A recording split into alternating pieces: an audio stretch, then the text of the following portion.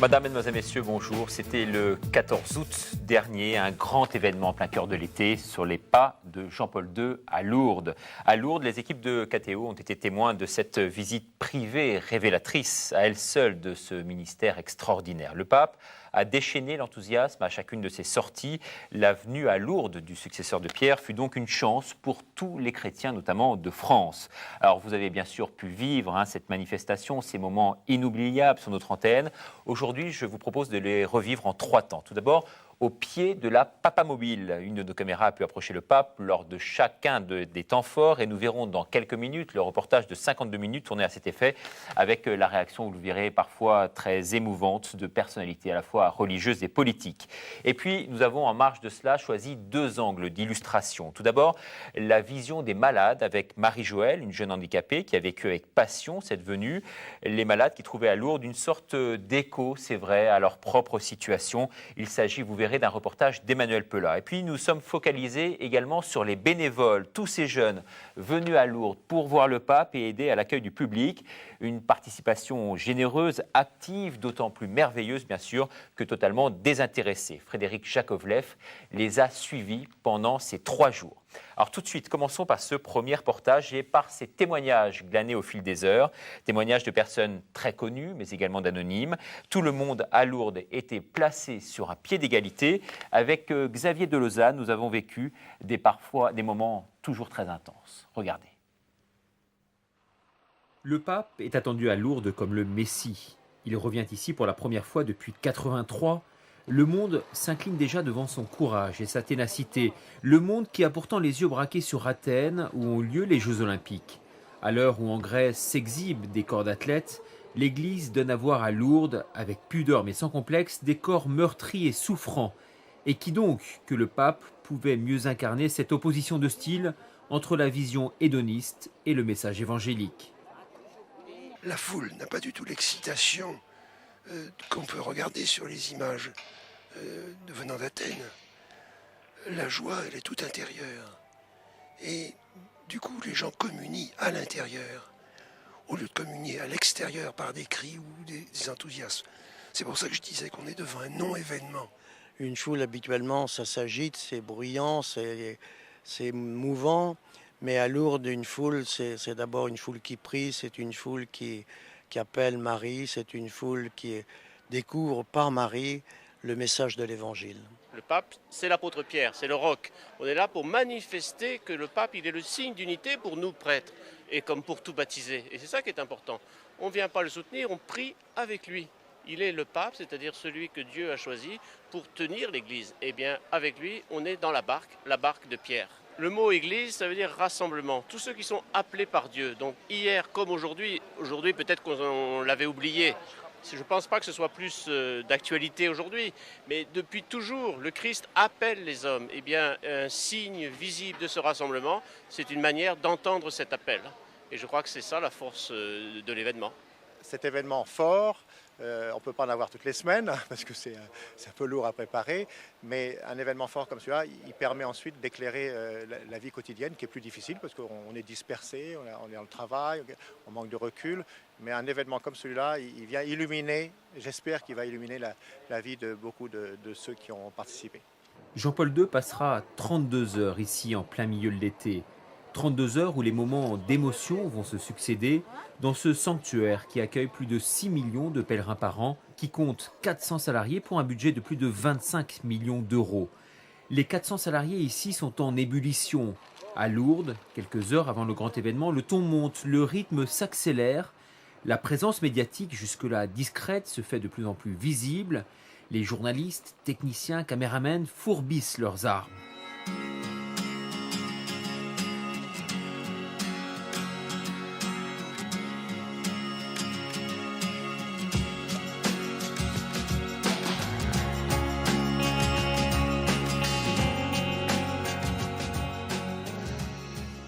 Vous avez le privilège d'avoir voyagé avec lui, à ses côtés. Comment ça se passe? Vous avez des contacts ou pas directement avec lui, j'imagine? Les journalistes qui montent dans l'avion pour la première fois ont parfois l'occasion d'aller le saluer. Ça m'est arrivé. On revenait du Kazakhstan. C'était un voyage très tendu juste après le 11 septembre 2001.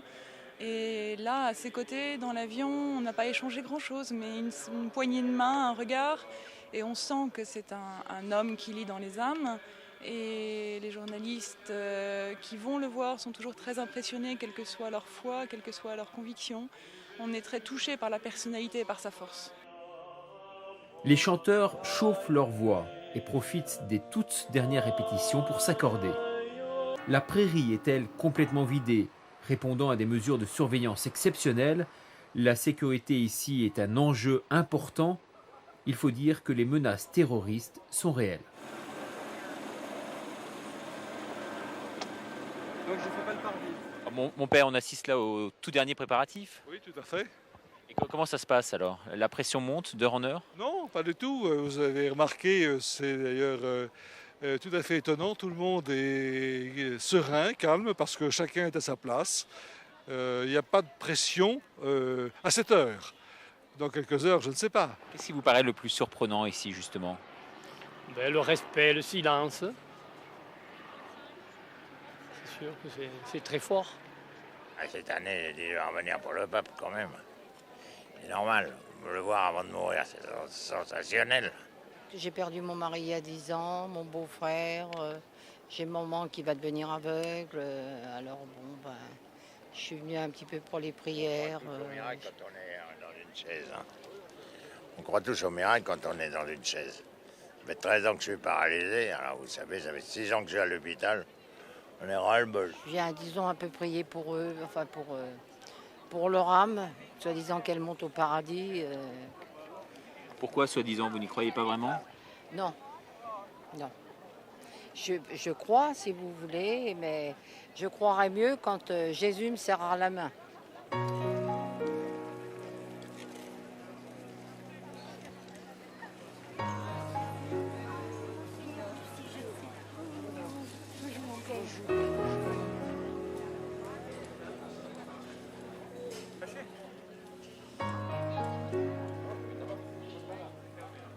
Par sa présence même, il fait découvrir l'importance pour l'Église du mystère marial.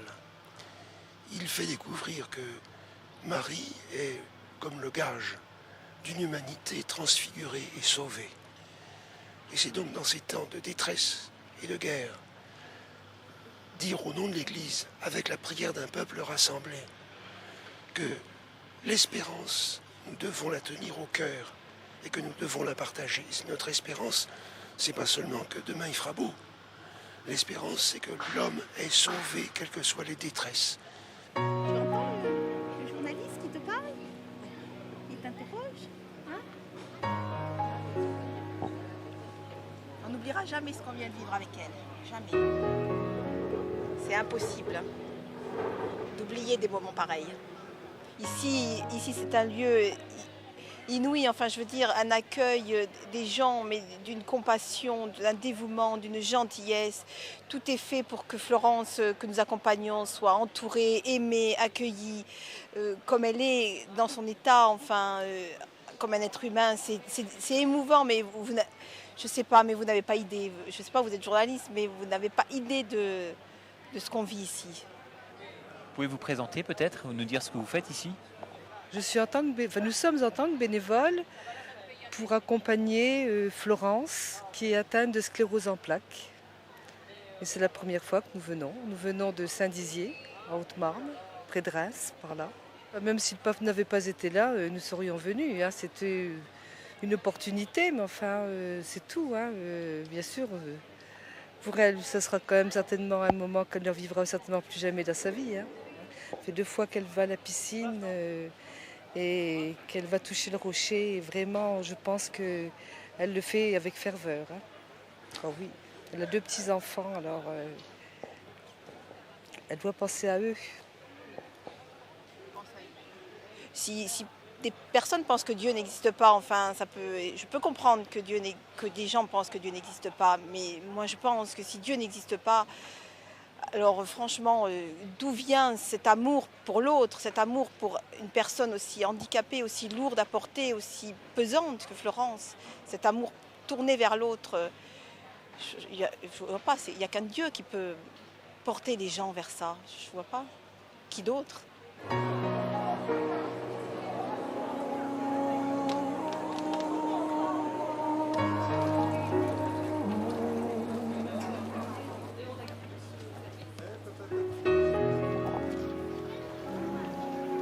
Toutes les années, 6 ans, 7 ans, toutes les années, je viens ici parce que mon enfant il est handicapé. C'est triste, j'ai prié beaucoup.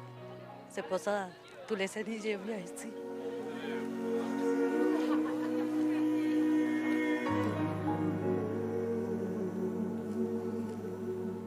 Si vous voulez, c'est un homme qui a accompli toute sa mission de successeur de Pierre quand il était dans une santé éclatante. Et maintenant, il l'accomplit aussi quand il est dans un état de grande faiblesse. Dans le dernier livre qu'il vient de publier, Levez-vous et allons, il y a un passage qui est très émouvant à ce sujet. Il dit, quand j'étais jeune évêque et que j'étais en pleine santé, il était d'une santé insolente comme on dit, dans les visites pastorales, j'allais voir les malades, mais j'étais toujours un peu gêné d'être en bonne santé à côté des malades. Et c'est beau, il a écrit ça cette année.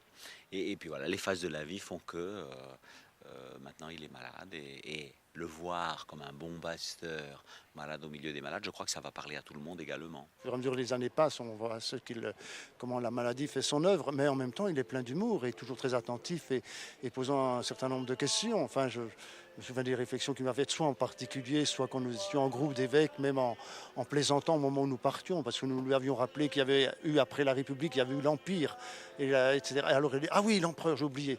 Et au moment où nous partions, il nous dit au revoir et vive l'Empereur, en souriant. Voilà, ça c'est le pape d'aujourd'hui. Il a toute sa tête et il est prêt aussi à taquiner, si vous voulez. C'est un homme de contraste, c'est à la fois un géant pour moi, un géant de l'histoire. Je crois qu'il a marqué le XXe siècle et le siècle qui commence.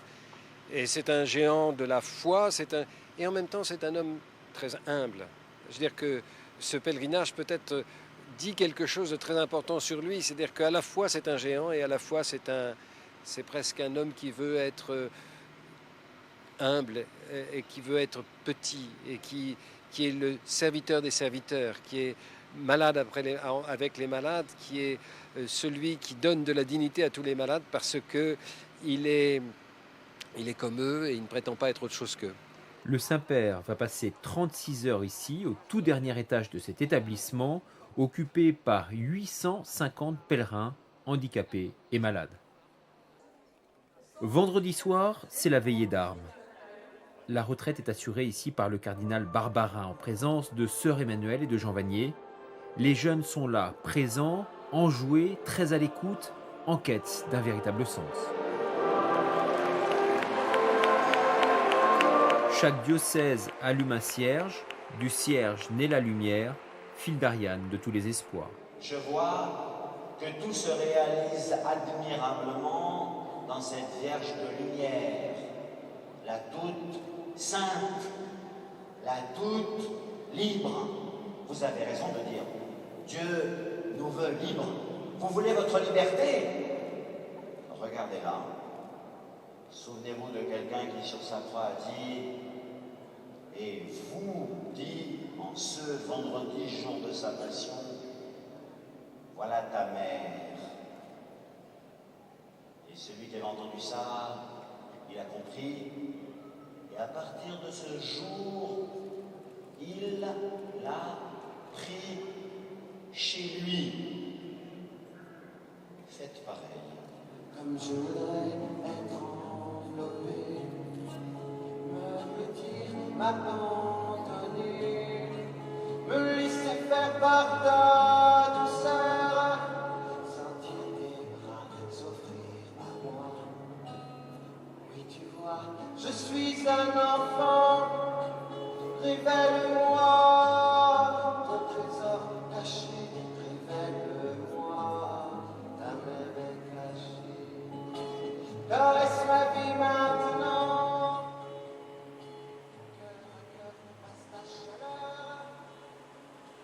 Le samedi matin, toute la ville s'est levée comme un seul homme. Dès 6 heures, les fidèles commencent à descendre les rues de la cité mariale et au fil des minutes, l'enthousiasme de tous ces pèlerins va grandissant. En ce qui nous concerne, nous sommes prêts à attendre beaucoup, même pour l'apercevoir, parce que c'est vraiment le pape qui aura marqué son siècle. Et tant qu'il est en vie, Dieu nous l'a gardé en vie et nous sommes heureux de pouvoir l'apercevoir, même fugitivement. Alors monsieur, c'est une aubaine pour vous, la venue du pape ici à Lourdes? Oui, c'est une aubaine, mais c'est quand même un symbole. Il faut le prendre comme ça, il ne faut pas voir uniquement le côté mercantile et professionnel de la chose.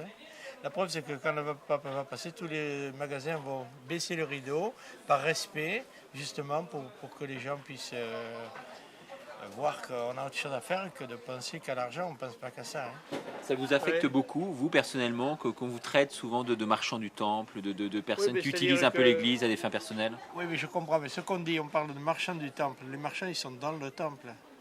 Là, nous sommes en dehors du temple, alors ça n'a rien à voir. Alors, il faudrait que les gens, avant de parler comme ça, qu'ils réfléchissent un petit peu. Le marchand du temple, c'est celui qui est dans le temple.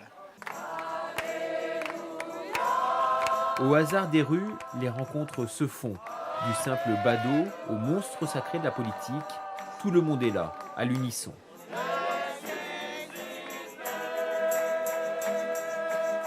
Eh bien aujourd'hui, je suis là pour honorer aussi le pape Jean-Paul II, cet homme extraordinaire, ce combattant permanent de la paix, cet homme qui souffre et qui assume la responsabilité de l'Église universelle. C'est quelque chose d'extraordinaire. Je suis ému même en vous le disant, car j'ai un respect et une admiration pour le pape extraordinaire.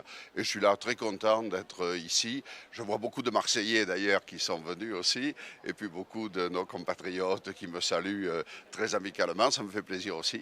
C'est rare de voir un homme politique comme ça succomber au charme d'un homme aussi prestigieux. Vous savez, à Marseille, nous vivons dans un climat un peu particulier. Je dirais presque qu'il n'y a pas de séparation entre l'Église et l'État, que tout le monde s'unit, que tout le monde se rassemble. Et moi, peut-être parce que dans ma vie politique, j'essaie d'appliquer, je dis bien j'essaie, d'appliquer l'Évangile. C'est-à-dire à la fois d'avoir une ville de générosité, de fraternité, d'union des races, d'union des peuples. C'est très important, mais c'est très difficile à faire. Alors, je m'inspire un peu de l'Évangile. Je ne suis pas sûr que j'arrive à l'appliquer. Bonjour monsieur. Bonjour. Vous acceptez de nous dire un petit mot? Oui. De voir le duc d'Orléans en brancardier ici à Lourdes, c'est une image assez insolite. J'ai commencé en fait, je suis venu une première fois avec les handicapés parce que j'ai un frère et une sœur qui sont handicapés. C'était il y a longtemps, j'étais adolescent. Et puis je suis revenu quand j'ai fait ma fac de philo, pèleriner, alors marcher, et puis terminer à Lourdes. Puis là, c'est la deuxième année que je fais ça avec l'hospitalité. Et donc, c'est un rendez-vous que j'aurais du mal à manquer si je dois le manquer. Pendant ce temps, dans le ciel, l'éternel ballet des hélicoptères. Lourdes se trouve au cœur d'une bulle virtuelle protégée par des radars, avions et missiles. Désormais, toute intrusion sera immédiatement repérée et détruite. Sur les toits, les chasseurs d'élite, la garde mobile également sur ses grands chevaux. Il est 11h30, le pape foule le sol français. Rencontre d'abord protocolaire, brève et courtoise avec le chef de l'État. Une rencontre qui ne fut prétexte à aucun débat sur les sujets sensibles, laïcité, racines de l'Europe, bioéthique. La France, fille aînée de l'Église, soupçonnée pourtant par Rome d'excès de zèle laïque et de verser dans un laïcisme plutôt idéologique. 12h15, le sanctuaire marial le plus vénéré de la terre est visité par Karol Wojtyła pour la 4e fois, la 2e en tant que pape.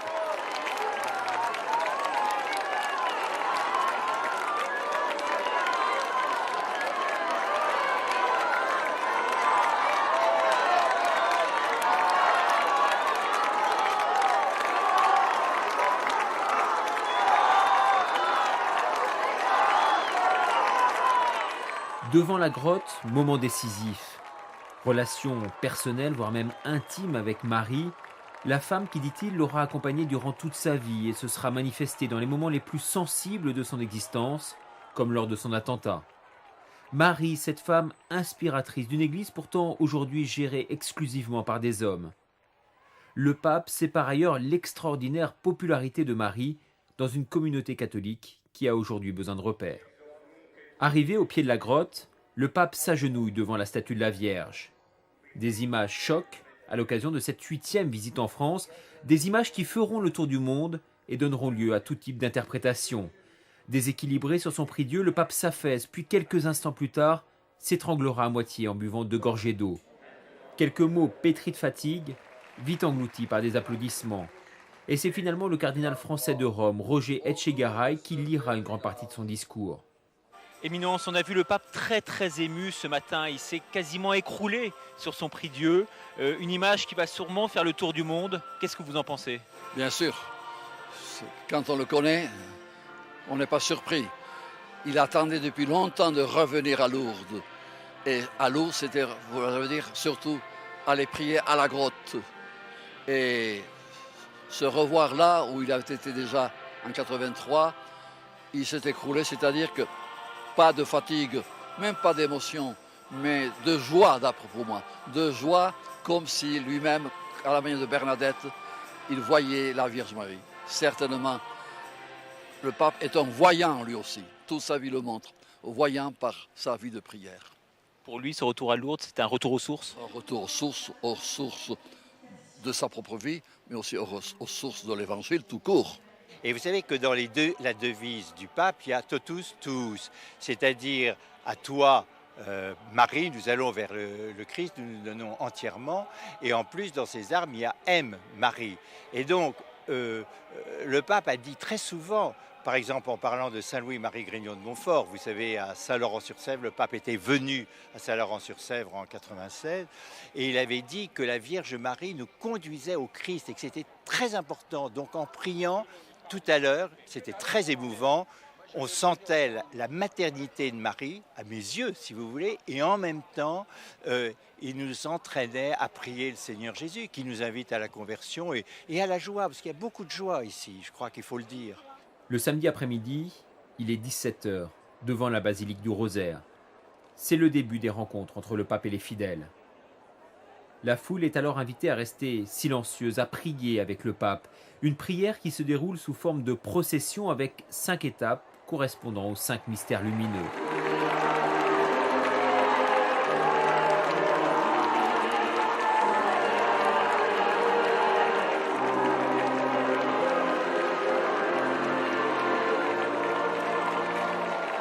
Jean-Paul II préside le rosaire dans les différents lieux du sanctuaire. Depuis sa papamobile, il suit l'ensemble des stations. De l'avis de tous, la religiosité populaire demeure quelque chose de très respectable. On a besoin de se rassembler. Précisément, ce qui manque souvent pour les chrétiens lorsqu'ils sont isolés, c'est qu'ils n'ont plus cette joie d'exprimer leur foi ensemble, joyeusement ou dans la prière. Et quand c'est autour du successeur de Pierre, c'est encore une raison supplémentaire. Donc, pour les jeunes, c'est clair, et au-delà des jeunes, ces grands rassemblements sont certainement un stimulant pour la foi et pour l'évangélisation, et ils aident les personnes qui participent à être témoins au jour le jour, selon leur vie de baptisé, et donc à s'investir dans la vie de l'Église. Et donc dans ce sens-là, je pense que c'est tout à fait, ça complète et ça aide à remédier à cette pauvreté que l'Église rencontre dans certains domaines, en tout cas, pas partout. En France, c'est vrai, on a souvent privilégié une quête plus intellectuelle. Longtemps méfiante à l'égard d'une religiosité trop traditionnelle, d'une dévotion trop démonstrative, l'Église française mise sur ces phénomènes de foule pour relancer la ferveur populaire. Le pape nous a invités à prier avec lui. Il nous a invités à regarder Marie. À regarder Marie qui nous conduit au Christ. Marie qui nous invite à nous replonger dans la source vive de l'Évangile, c'est-à-dire dans la source vive de l'amour du Seigneur. Le Seigneur vient nous dire, mais tu es aimé, laisse-toi aimer, laisse cet amour t'habiter, demeurer en toi, et tu verras combien cet amour, c'est une force de transformation, une puissance aussi de confiance, de paix, de joie, une puissance de courage aussi pour ne pas baisser les bras, dans les difficultés de la vie. Et je pense, j'ai été très sensible au premier message que le pape a voulu adresser, c'est aux malades qu'il l'a adressé, en disant, vous-même, vous souffrez dans votre corps, et le pape peut en dire quelque chose, et pourtant dites-vous que vous êtes aimés de Dieu. Et donc, l'espérance, que la foi vous habite, qu'elle, cette foi et cette espérance vous donnent une force pour vivre ce qui vous est donné de vivre aujourd'hui.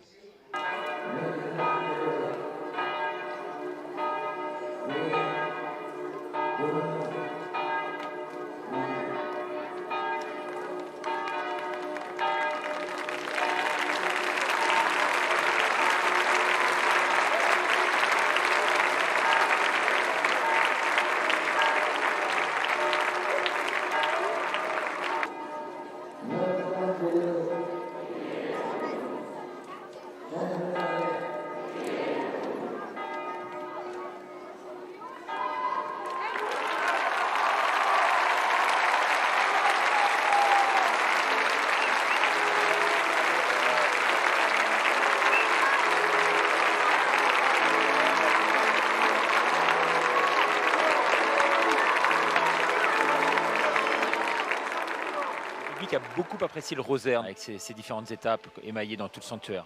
Je suis content parce que c'était pas calculé pour que les gens soient contents. Mais en tout cas, ce qu'on souhaitait, c'est mettre en œuvre une demande, une intuition du Saint-Père, mettre en œuvre à travers les versets lumineux, les mystères lumineux, mais aussi par la façon de méditer ces mystères. Et puis en même temps, de parcourir l'espace du sanctuaire. Donc il y avait tout ça, oui. Donc je crois qu'effectivement, ça a été très perçu. Et puis, les gens ont parfaitement compris pourquoi on leur demandait de faire silence pendant 7h30 presque. Cet homme que vous venez d'entendre, c'est le grand artisan du voyage du pape à Lourdes. Le 24 janvier 2004, Jacques Perrier, 68 ans, évêque de Tarbes et de Lourdes, rencontre en tête-à-tête Jean-Paul II lors des visites à Limina à Rome. Il lui propose de venir 7 mois plus tard lui rendre visite dans le sanctuaire. Un coup de dé qui s'avère être un coup de génie, de l'audace dans l'église, on n'en manque pas.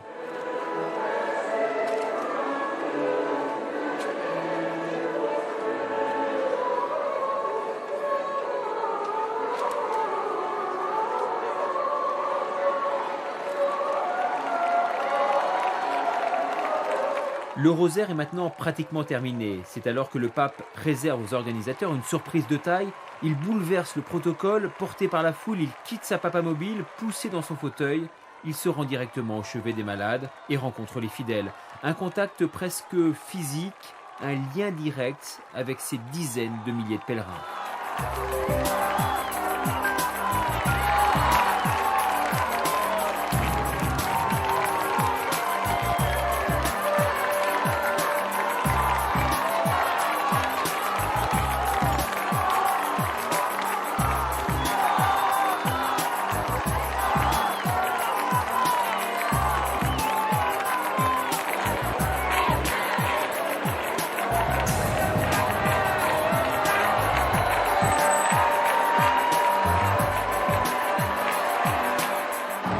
Je suis très contente.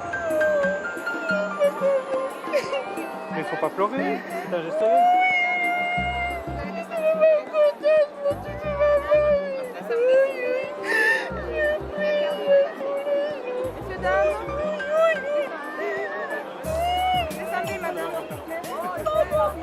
Vraiment, le pape, il est très gentil. Il aime tout le monde. Il a fait tour du monde. Il a fait toute l'Afrique. Il est pour la paix, pour tout le monde. Que Dieu nous aide pour les enfants du tiers-monde. La guerre qui s'arrête.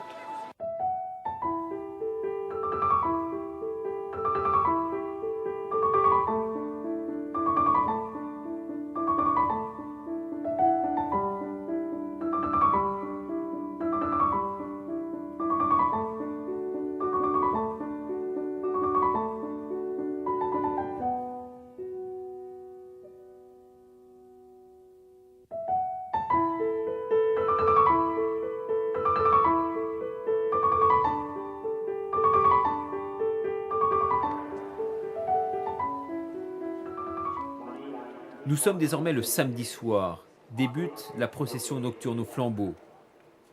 Chants et refrains sont entonnés ici par tous ces gens qui tiennent dans leurs mains ces flambeaux illuminés en signe de lumière et d'espérance pour un monde meilleur. Que s'éteignent la haine et la violence, que renaissent les sentiments de pardon et de fraternité. C'est une journée très exceptionnelle pour moi et très émouvante. Déjà, j'étais très émue par l'arrivée du Saint-Père. J'ai eu comme l'impression que c'était un homme qui était à la fois très touché d'être venu dans ces sanctuaires et puis pour toute cette foule qui vraiment vient l'attendre. On voit que c'est un pape des jeunes, c'est un pape de tout le monde. Et vraiment, je ne peux que remercier le Seigneur, la Sainte Vierge, pour cette joie exceptionnelle que j'ai vécue ici à Lourdes aujourd'hui. Magnifique. Moi, je viens d'Andorre, donc je ne suis même pas française, j'habite plus en France, mais je suis absolument émue, très très très émue. Voilà. J'ai enfin pu voir le Saint-Père, j'avais vu Paul VI, je n'avais jamais vu Jean-Paul II, donc c'est un grand grand moment. J'adore beaucoup mon papa pape, je l'aime beaucoup beaucoup même. Moi je l'aime sa sainteté, sa piété, sa bonté, son humanité, tout avec, tout pour tout le peuple, il aime. Il nous a pris dans ses bras et tout, c'est très beau. C'est très beau. Je suis fatiguée, je tiens un peu debout, mais je l'aime. Et c'est pour le Seigneur que je fais. Pour lui aussi, parce que c'est un saint déjà sur la terre. Un grand saint. Vous priez pour lui, là? Tous les jours. Jour et nuit, quand je ne dors pas, je lève, je pense à lui. Je pense à lui, parce que je l'aime beaucoup. C'est mon père. Après le Père du ciel, c'est lui mon père. Beaucoup. Vous êtes très ému, hein? Un bisou pour lui, pour le pape. Mon papa.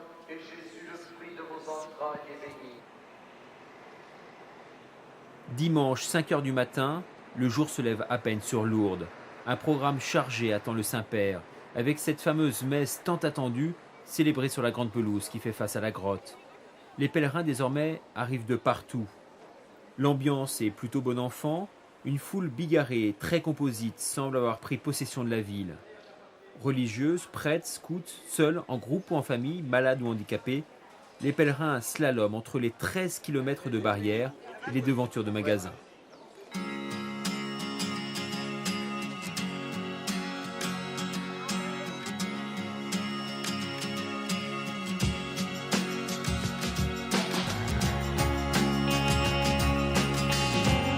Contente d'aller à la messe. Pourquoi vous êtes contente? Parce que de voir Jean-Paul II. Et la première fois, c'était quand? Au JMJ de Rome.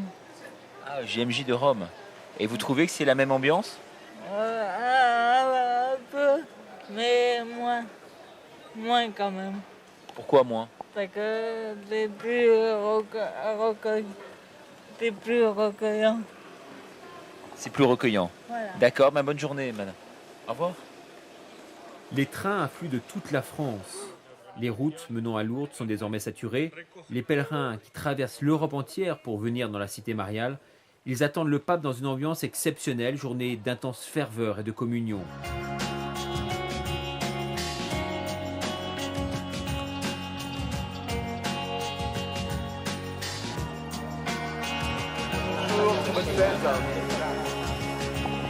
Bonjour et bonne fête.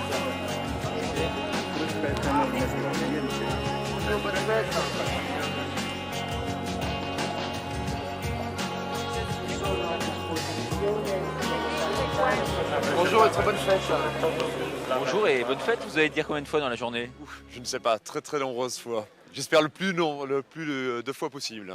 Et comment les gens réagissent-ils? Ils sont très contents. Ils sont de très bonne humeur, ils sont contents, surpris, mais très contents. Vous sentez une flamme dans leurs yeux? On le voit bien, oui. On voit qu'ils sont très heureux d'être là, qu'ils sont très contents que le Saint-Père vienne. On voit qu'ils ont beaucoup de plaisir à être parmi nous. Rappelez-nous le pourquoi de cette fête. C'est la fête de l'Assomption, Notre-Dame de l'Assomption. C'est une fête extraordinaire. C'est la fête, en plus, c'est la fête pour la France, pour nous, pour le pèlerinage national, puisque c'est le vœu de Louis XIII.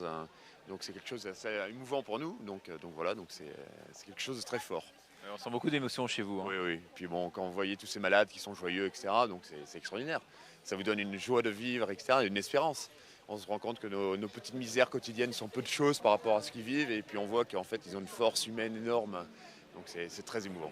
Ici, on met en place les tout derniers détails liturgiques. On veille à l'organisation, notamment des chasubles. Alors mon père, on vous voit bien sûr au centre de toute cette organisation. Comment ça se passe jusqu'à présent? Écoutez, je crois que c'est surtout le Seigneur qui est au centre avec la Vierge Marie, car tout se passe merveilleusement bien. Et ils ont dû envoyer leurs anges avec certitude pour gérer tout cet aspect de logistique après les hommes, les anges ou les anges avant les hommes. Je ne sais pas. En tout cas, tout va bien. Ce matin, c'est le point d'orgue avec la messe? C'est le point d'orgue avec la messe, avec la présence du pape Jean-Paul II, ce maître, cet homme, ce sage, cet homme de Dieu.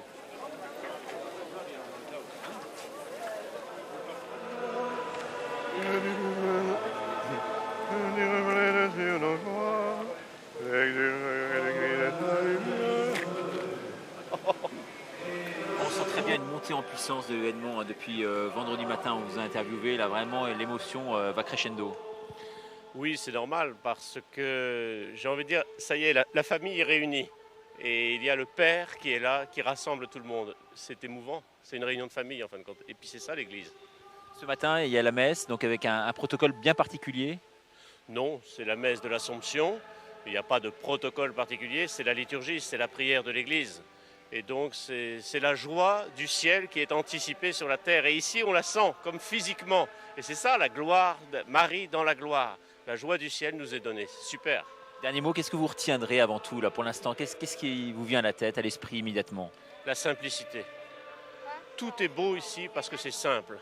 Le pape est là, on prie avec lui, il est dans la grotte, il est au milieu de la prairie, il n'y a rien de particulier, c'est simple. Et je crois que là, on est au cœur du message de l'Évangile.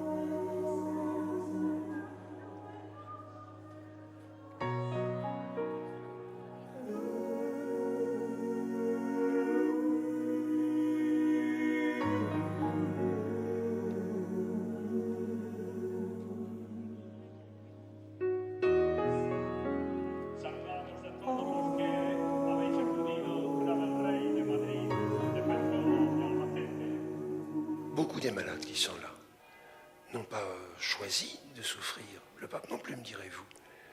Mais beaucoup sont là, ne connaissant pas le mystère du Christ, révoltés, ou dans l'obscurité, ou dans la peine, ou dans une supplication très obscure, demandant à être guéris ou à être tirés de l'abîme où ils se trouvent. Combien de gens m'ont accroché qui étaient des cas de ce genre, de toute espèce, au cours de ces 2 jours, quand je passais au milieu de la foule. Et bien à chaque fois me demandant, essayez que le pape prie pour nous, et dites-lui de prier pour nous, dites qu'il m'aide, etc. 15 cardinaux, une centaine d'évêques, près de 1000 prêtres, la messe se prépare. C'est l'événement très attendu, le point d'orgue de ces cérémonies. Il s'agit là de l'événement le plus attractif qui rassemblera durant ces 3 jours le plus grand nombre de fidèles.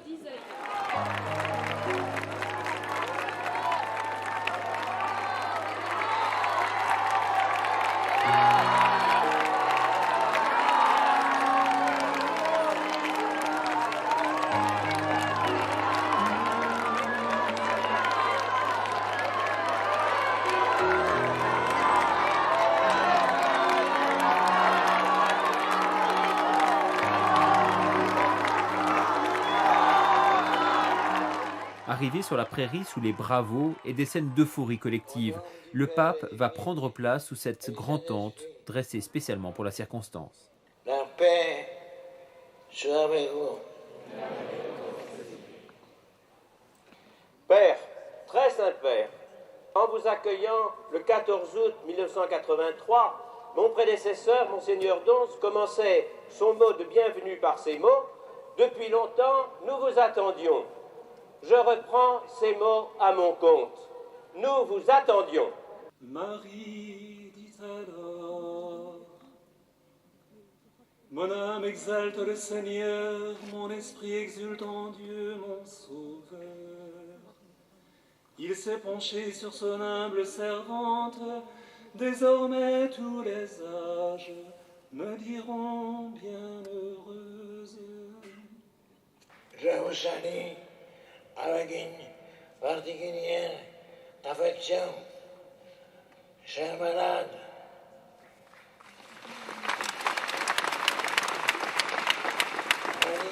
Lors de la messe, il fait son possible pour lire l'homélie jusqu'au bout, afin de répondre à la ferveur des fidèles.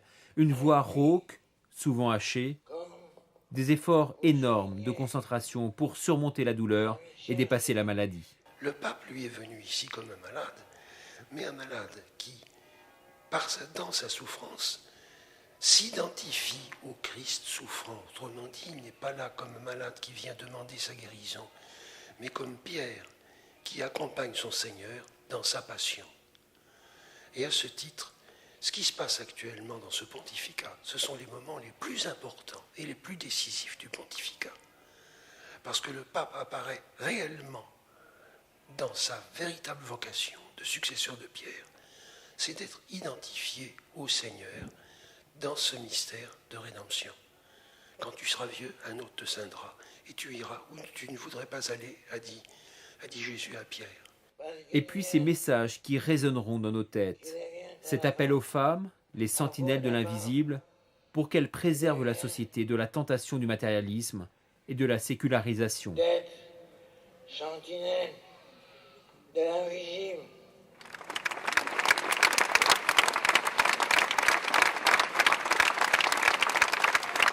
Frères et sœurs, je lance un appel pressant pour que vous fassiez tous bien à votre garde pour que... Autre exhortation du Saint-Père, soyez des hommes et des femmes libres. C'est un appel à la résistance spirituelle. Soyez des femmes et des hommes libres.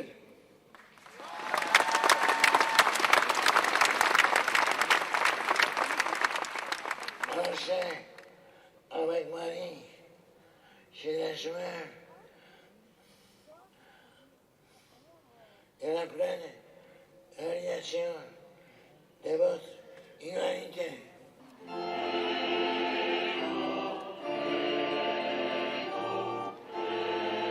Tout à l'heure, tu vas recevoir la communion du pape. Pour quelle raison? Parce que je m'appelle Carole. Marie-André.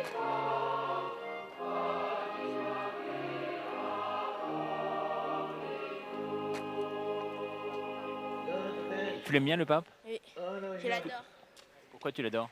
Parce qu'il est bien, il est sympa, il parle de paix et il défend la haine et la violence, comme il a fait avec celui qui l'a tiré sur le cœur. C'est une grande personnalité que tu as juste derrière toi? Oui, le chef des chefs d'État. Je vous bénis tous.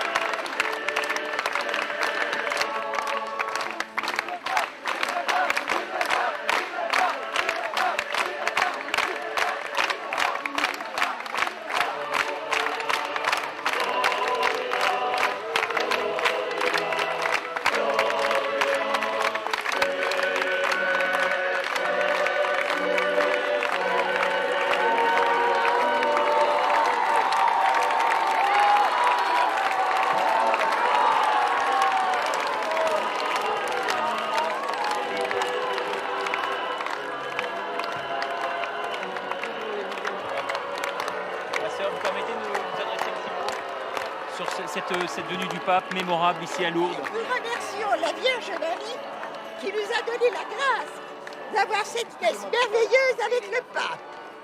Merci mon Dieu, merci Marie. Alléluia. Merci ma sœur.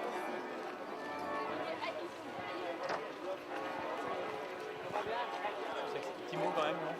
Pour quelle raison? Parce que je ne fais pas de déclaration. Je ne mélange pas les gens. Bon, pour beaucoup d'entre nous, cet homme est la plus proche image qu'on puisse se former de la sainteté. Je veux dire, je suis sûr que si on demandait à nos concitoyens, à nos contemporains, quels saints ont-ils rencontré de leur vivant, beaucoup qui diraient le pape. Un mot peut-être sur son pontificat. Quel moment fort retenez-vous pour l'instant? S'il y en avait un. Je vais vous surprendre. Si je devais en garder un, pour moi, dans mon souvenir de jeune homme à cette époque, c'est son élection. C'était un moment unique parce que les commentateurs comme vous ne savaient même pas qui c'était. Ils ont vu la fumée blanche, ils ont entendu le nom annoncé au balcon du Vatican, ils ne savaient pas qui c'était. Et ça donnait pour tous ceux qui ont, en tout cas, cette conviction personnelle, l'idée que la Providence, une nouvelle fois, était allée chercher celui que personne n'attendait pour en faire l'inspirateur et le guide de cette église qui était alors en souffrance. Alors, ça a créé avec des centaines de millions de fidèles dans le monde un lien qui est intime et personnel. Et ce qu'on voyait dans cette foule, c'était l'intimité du lien. Pour les plus jeunes qui sont témoins maintenant de ce qui se passe, ils n'ont aucune idée de ce que pouvait représenter il y a 25 ans la conviction du pape que la vérité l'emporterait et que le mur tomberait. Et le mur est tombé en 1989, donc c'est-à-dire 10 ans après qu'il est devenu pape, et il était le seul, certainement dans tout l'Occident, il était le seul à croire que la vérité triompherait du mensonge. Le spirituel sur le politique. Ce qui est arrivé. À mon sens, ce voyage est le premier des événements spirituels que ce pape donne pour la France pour son 3e millénaire.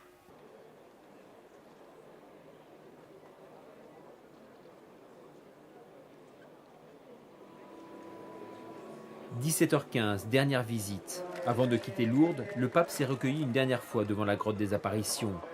Prière personnelle d'une 15aine de minutes, les pèlerins s'associent à la prière depuis l'autre rive du Gave.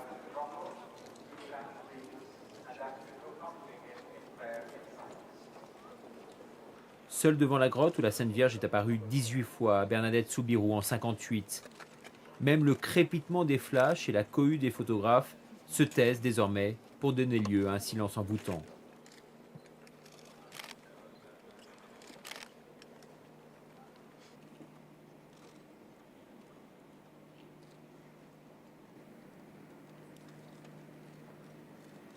Le pape porte ici, en ces moments, dans son cœur, les suppliques de l'Église et du monde entier en faveur du salut et de la paix.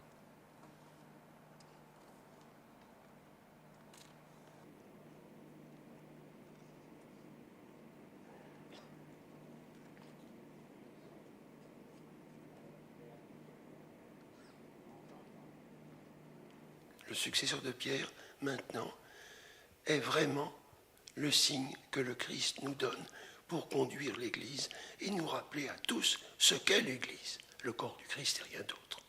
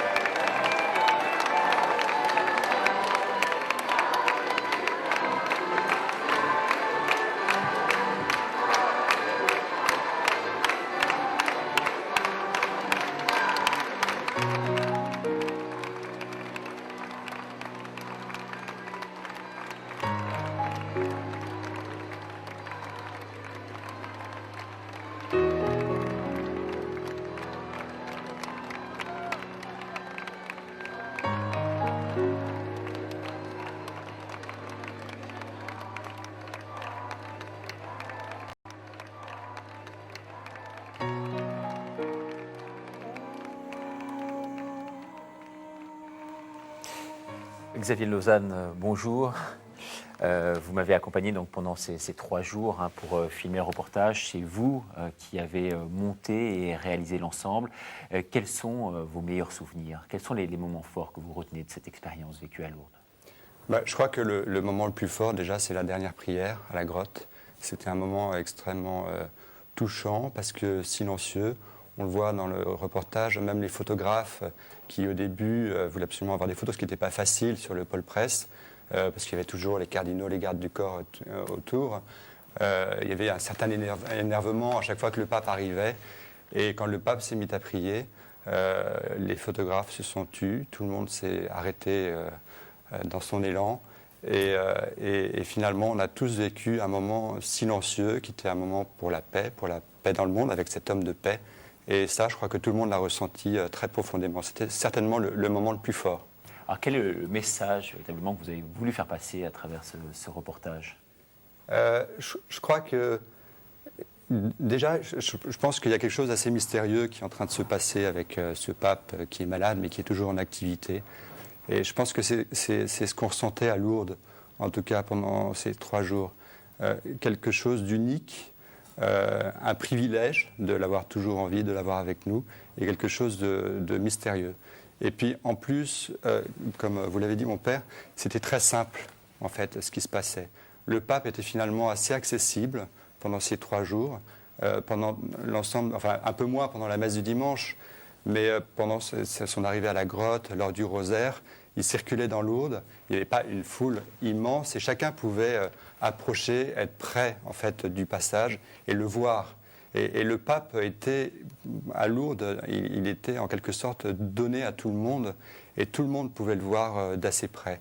Et ça, c'était assez touchant. Et puis, ensemble, on a eu l'occasion d'interroger pas mal de personnes, des personnalités, mais aussi des gens très simples. Et c'est marquant de voir cette ferveur qu'il y a autour du pape, ce rassemblement qu'il y a autour du pape, et ces gens qui témoignent avec leur cœur et qui disent tout de suite des choses très profondes et qui ont un attachement très, très sentimental avec le Père. Pour eux, c'est leur papa, comme le disait aussi une femme lors de la procession au flambeau. C'est leur père. Et on sent bien que le pape est un guide pour énormément de gens. Et moi-même, de façon plus personnelle, si on me demande de quelle génération je fais partie, je dirais certainement de la génération Jean-Paul II. Parce que la première fois que je l'ai vu, c'était au Bourget, je devais avoir 8-9 ans. Et là, à 34 ans, je le vois encore à Lourdes, en étant proche. C'est un privilège énorme. Et certainement, en témoignant de façon un peu personnelle, pendant toute mon enfance, mon adolescence et mon début de vie d'adulte, il a été un guide extraordinaire. Et je crois que c'est vraiment un très, très, très gros privilège pour nous, pour notre génération, d'avoir eu ce pape et de grandir avec ce pape. Alors c'est un repère, bien sûr, pour tout le monde, hein, vous venez de le dire. Moi, ce qui m'a aussi beaucoup étonné, c'est la façon dont les gens en parlent. Hein. Des trémolos dans la voix, beaucoup de gens pleurent. On a vu Jean-Claude Gaudin tout à l'heure pleurer, rien qu'à l'énoncé du simple mot et du simple nom de Jean-Paul II. On a vu vraiment l'émotion ressortir plus que jamais à Lourdes. Oui, c'est vrai que dès qu'on demande aux gens de s'exprimer sur le pape, on sent que tout de suite, ça touche des choses très profondes en eux. Et on sent bien que chacun a un attachement très personnel, très particulier avec le pape. Donc on peut dire certaines généralités sur le pape, mais dès qu'on va un petit peu plus profondément, tout de suite on sent les gens extrêmement touchés, qu'ils soient simples ou que ce soit des grandes personnalités de l'Église ou de la politique. Ah, mon père, on vous a vu comme fil conducteur de ce magazine. Vous étiez également consultant pour nous. C'est vous qui avez commenté avec Philippine de Saint-Pierre l'intégralité de ces manifestations à Lourdes. Qu'est-ce qu'on en retient aujourd'hui avec ces quelques semaines qui nous séparent de l'événement ? Moi, je crois qu'il a été donné de vivre à ceux qui étaient sur place, comme aux téléspectateurs, j'espère, tout simplement une actualisation de scènes évangéliques. Moi, c'est vraiment ce qui m'a frappé. Combien de fois on entend dans l'Évangile de grandes foules suivent Jésus ? Combien de fois on entend dans l'Évangile Jésus s'en va à l'écart, se met en prière et les foules respectent ce silence. C'est ce qui m'a le plus frappé. C'est qu'en fin de compte, le pape était en prière, donc il ne s'est rien passé d'original. Qu'un pape soit en prière, c'est quand même, j'allais dire, c'est son travail. Mais parce qu'il était en prière, il a entraîné tout le monde dans la prière. Et ça, c'est fabuleux. C'est certainement la clé de son ministère, qui a été rendu public, parce qu'il ne s'est pas enfermé dans sa chapelle, c'était en plein air, et je crois que là, vraiment, il y a quelque chose qui dit très clairement ce qu'est la mission du successeur de Pierre. Jésus dit à l'apôtre Pierre, « Tu confirmes tes frères dans la foi ». Et alors, là, nous l'avons vécu. Alors, c'est vrai qu'à travers les témoignages que l'on vient d'entendre, il y a 2 choses qui ressortent. D'abord, l'humilité de Jean-Paul II, le cardinal Barbarin en parlait encore il y a quelques instants, et puis cette force vraiment morale et spirituelle qui se dégage de l'homme. C'est ça qui marque les esprits encore aujourd'hui. Je crois que ça se dégage de l'intérieur de l'homme. C'est malgré lui qu'il le laisse transparaître. C'est le Christ qui vit en lui. Et en regardant le reportage, me revient ce mot de Sainte Catherine de Sienne, une maîtresse femme dans l'Église. On se rappelle que c'est elle qui est allée à Avignon ramener le pape à Rome. Et Sainte Catherine de Sienne disait « Le pape, c'est le doux Christ sur la terre ». Et je crois qu'on a senti le pape, le doux Christ sur la terre. Et c'est vraiment une proximité avec tous ceux qui veulent bien se laisser toucher. Alors c'est vrai qu'en venant à Lourdes, le Saint-Père a emmené en quelque sorte avec lui toutes les églises qu'il a visitées dans le monde. Ça allait finalement bien au-delà de la simple visite privée annoncée dès le départ. Oui, inévitablement, puisque la mission du successeur de Pierre, c'est d'être le signe de l'unité. Donc à travers lui, c'était le monde entier, la catholicité, l'humanité qui se retrouvait. Et du reste, je crois me souvenir que dans l'audience à Castel Gandolfo, le mercredi précédent son pèlerinage à Lourdes, il a demandé aux pèlerins de l'accompagner puisqu'il allait porter à la grotte les prières de l'Église, la prière de l'Église. Et on l'a vu, et donc chacun, le plus émouvant, c'est de se dire que chacun fait partie de la prière du pape. Et puis ce qui était assez étonnant également, c'était l'occasion de montrer combien à la lumière, je dirais, de son expérience, la souffrance peut devenir un chemin à la fois de purification, mais également de libération intérieure.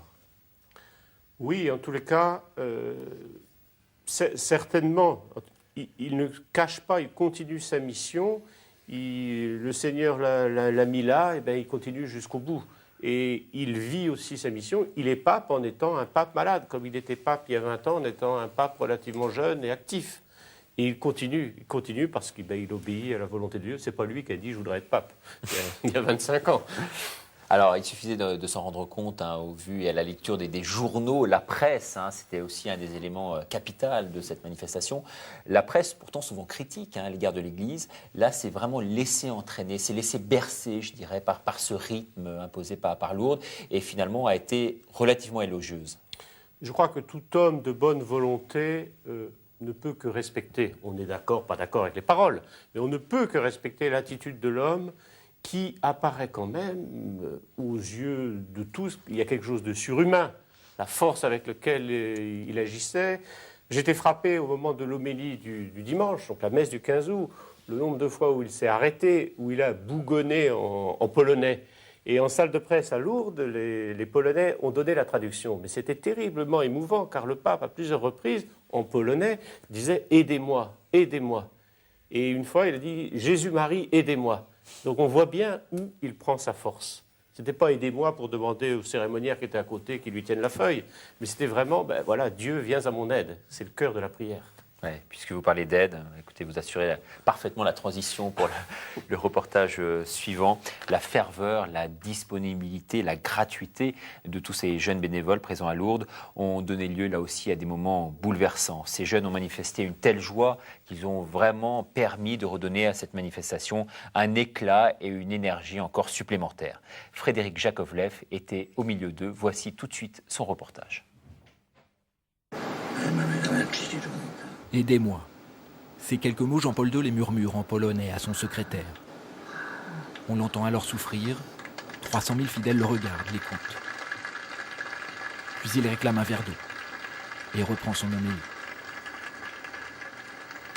Que faire sinon applaudir ce courage, cette détermination, la volonté de continuer. Aidez-moi. Ces petits mots pourraient résumer ce pèlerinage, tous les pèlerinages de Lourdes. Cette relation particulière qui s'installe entre les fidèles, les invalides et les autres handicapés. Certains viennent à Lourdes justement pour aider, pour soutenir tous ces malades. Ce sont les bénévoles, on les appelle les hospitaliers. Sans eux, rien ne serait possible. Les bénévoles sont là depuis 5 jours pour une rencontre avec le pape, mais aussi une rencontre avec la souffrance ou la joie de tous ces malades. Durant ce pèlerinage exceptionnel, nous allons les suivre pour mieux comprendre leur motivation.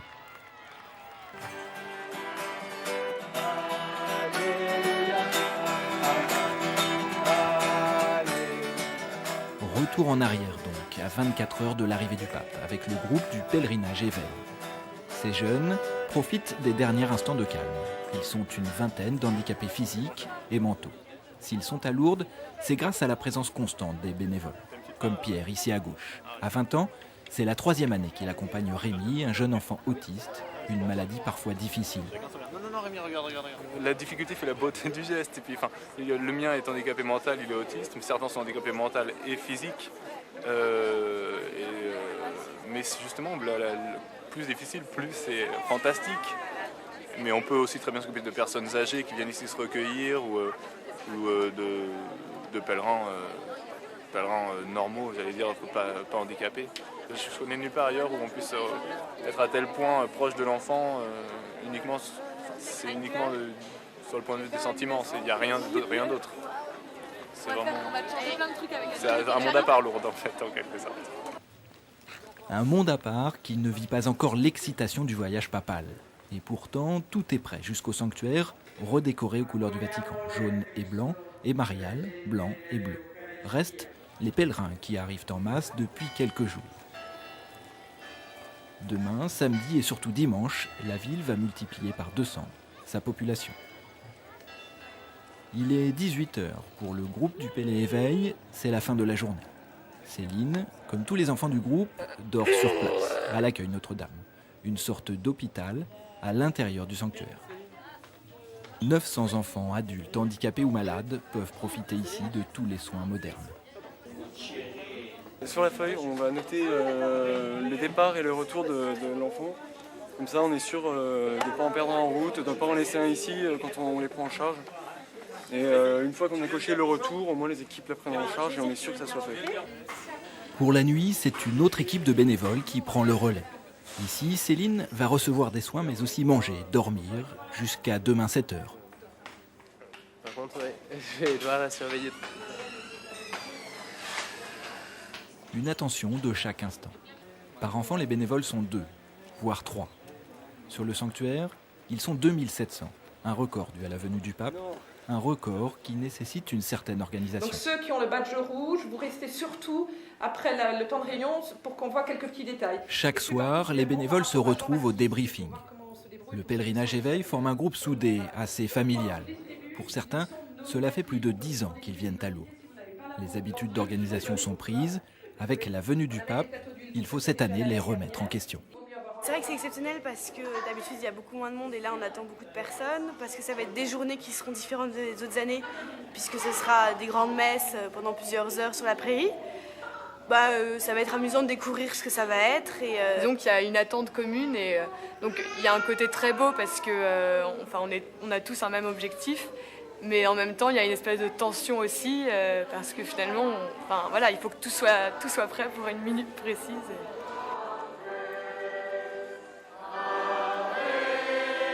Vendredi, 20h, la retraite au flambeau.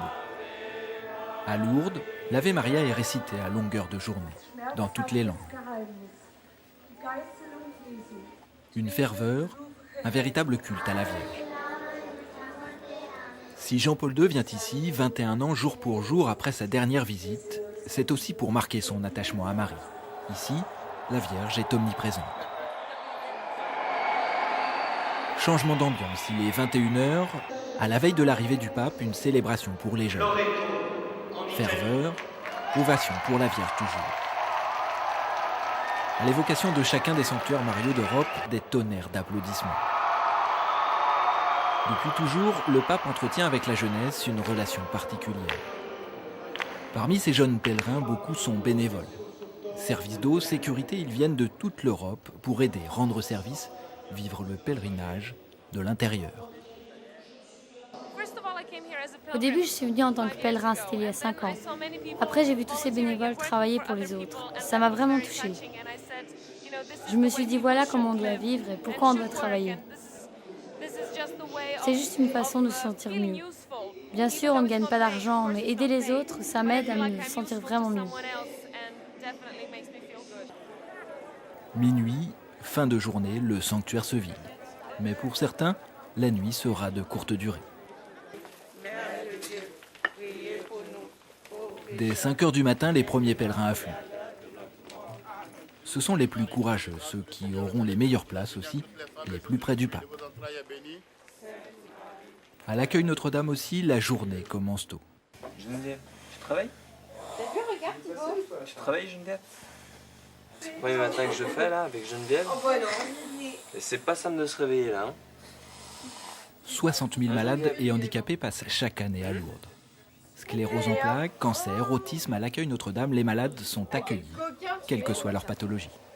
Et regardez le blue jean. Nous non plus, on n'aime pas se lever. Ah non, tu te rendors pas. Hein. Et tu sais que le pape, il va passer, tu l'auras pas vu. Si tu dors. Allez, allez, allez. Il y a le petit déjeuner. Qui a envie de boire un petit chocolat? Tu viens? Au bout d'une demi-heure, Geneviève va finir par se lever. Tu avais les yeux ouverts avant Geneviève. Moi, c'est pas un grand garçon. Super. C'est toi. 7h30, l'heure du petit déjeuner. Brancardiers, médecins, aides-soignants ou accompagnateurs, ils sont tous bénévoles. Comme Tatiana, infirmière, qui chaque année depuis plus de 10 ans donne une semaine de vacances pour soigner les pèlerins. Pour moi c'est un engagement. Je ne louperai pas un Lourdes pour rien au monde, quoi. Qu'est-ce que ça m'apporte? Certainement beaucoup de joie, beaucoup de paix et un modèle, quoi. Tous les patients, c'est vraiment des modèles pour moi. Pour eux, c'est 5 jours fantastiques. Ils savent que pendant 5 jours, ils vont être bichonnés, ils vont être pris en charge, on ne va pas les engueuler parce qu'ils sont impatients, parce qu'ils sont... Voilà, ça c'est génial pour eux.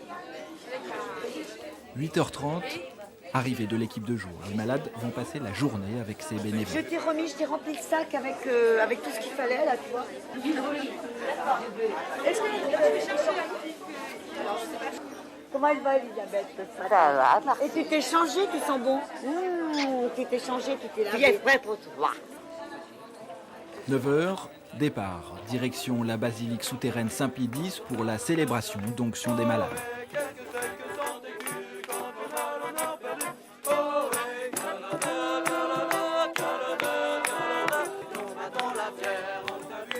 Le programme de la journée est chargé. Jean-Paul II doit arriver dans quelques heures. Il s'agit donc de ménager les malades. Des malades souvent très handicapés. C'est le cas de Laetitia, 28 ans, polyhandicapée. Laetitia est comme un bébé de 6 mois. Annette, sa mère, s'en occupe à plein temps. Un combat admirable. Lourdes, c'est aussi cela. Ce courage incroyable et discret d'une mère de famille, qui craque parfois dans l'anonymat de la foule. Moi ici à Lourdes, je verse à Marie toutes les larmes que j'ai pendant une année enfouies et je repars bourrée d'énergie pour l'année suivante. Il n'y a qu'à Lourdes que je déverse tout ce que j'ai.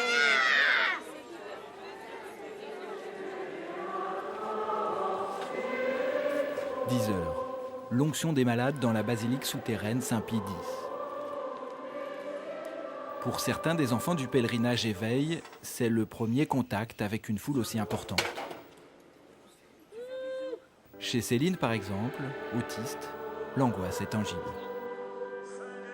L'onction est un sacrement, un soulagement physique, mais aussi un soutien spirituel dans la souffrance. Un moment d'émotion pour Bernadette, la mère du petit Rémi.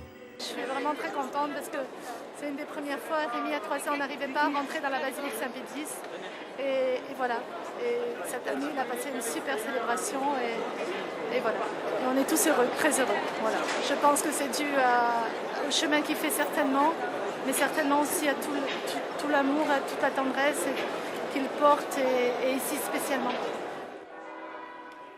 11h, la tension monte, l'arrivée du pape est imminente. Les médias sur le pied de guerre. Le souverain pontife effectue à Lourdes son 104e voyage depuis 1978. À chaque fois, la même liesse populaire, la même ferveur. 16h, la foule des grands jours.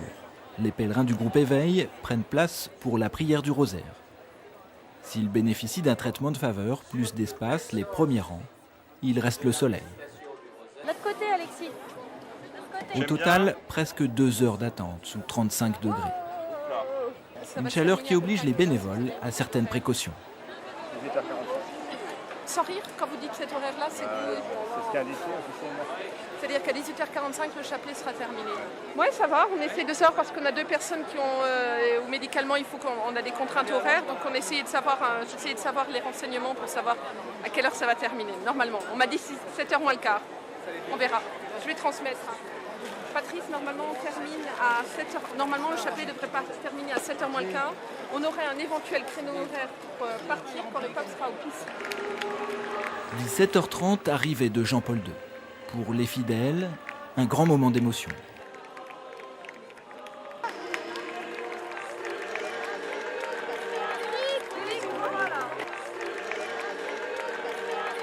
L'événement est retransmis mondialement, eux le vivent en direct. Mais en quelques secondes, le pape disparaît. Dans ces cas-là, je veux dire, c'est pas uniquement les enfants ou nous qui allons être frustrés. Je veux dire, ça a toujours été comme ça. Le pape est toujours passé, mais pourtant tout le monde vient le voir. Je veux dire, ça n'empêche pas. Et puis on est là aussi pour vivre le chapelet. Il ne faut pas oublier ça. Donc oui, on est heureux de le voir passer près de nous puisque il représente quand même. C'est le successeur de Saint-Pierre. Mais il vient d'abord en tant que pèlerin, et ça, je pense qu'il ne faut pas l'oublier non plus. La voix chevrotte, l'homme est fatigué. Mais lorsque le pape prend la parole pour la prière du rosaire, une de ses prières préférées, le silence est total. Drôle d'impression que cette foule de malades, blessés de naissance, qui écoutent, fascinés, la prière de ce vieil homme fatigué. Quand on voit le pape, par rapport à nous, puis par rapport à tout le monde aussi, ça donne du courage en repartant. Toujours, ça donne du courage au cœur. On voit les choses autrement. Voilà. Malade parmi les malades. Rompant avec le protocole, Jean-Paul II a traversé le sanctuaire sur sa chaise. L'image a bouleversé tout le monde ici. Au même moment, c'est Laetitia que son père accompagne. Parce que vu l'heure qu'il est, il a trop chaud.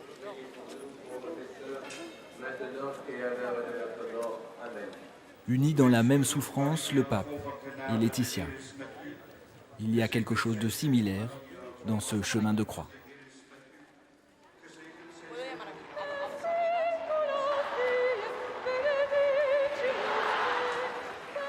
Dernière salve d'applaudissements, il est 19h, le pape et les malades retournent à l'accueil Notre-Dame. Jean-Paul II est logé dans le même bâtiment que les enfants. 23h, fin de cette première journée, quartier libre pour les bénévoles. Chaque soir, ils ont l'habitude de se retrouver ici à la brasserie La Terrasse, en plein centre de Lourdes. Depuis des années, la terrasse est le lieu de rendez-vous des bénévoles, le soir après le service. L'ambiance est alors à la fête. Dans la journée, c'est pas qu'il y a de la tension, mais physiquement, on se fatigue parce qu'on bouge beaucoup, il fait chaud. Et là, le soir, c'est agréable parce qu'on peut se retrouver autour d'un verre, discuter de la journée, discuter d'autres choses, de notre vie. Les responsabilités qu'on a pendant la journée sont terminées, au moins pour la soirée. Voilà.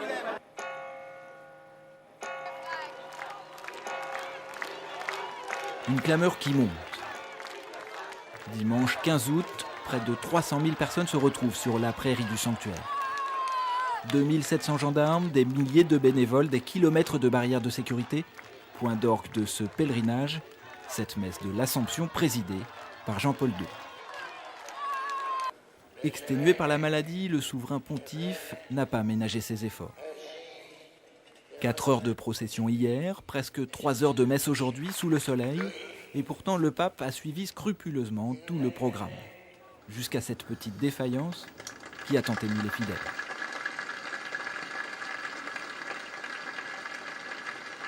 Mais pour les malades aussi, cette chaleur est accablante.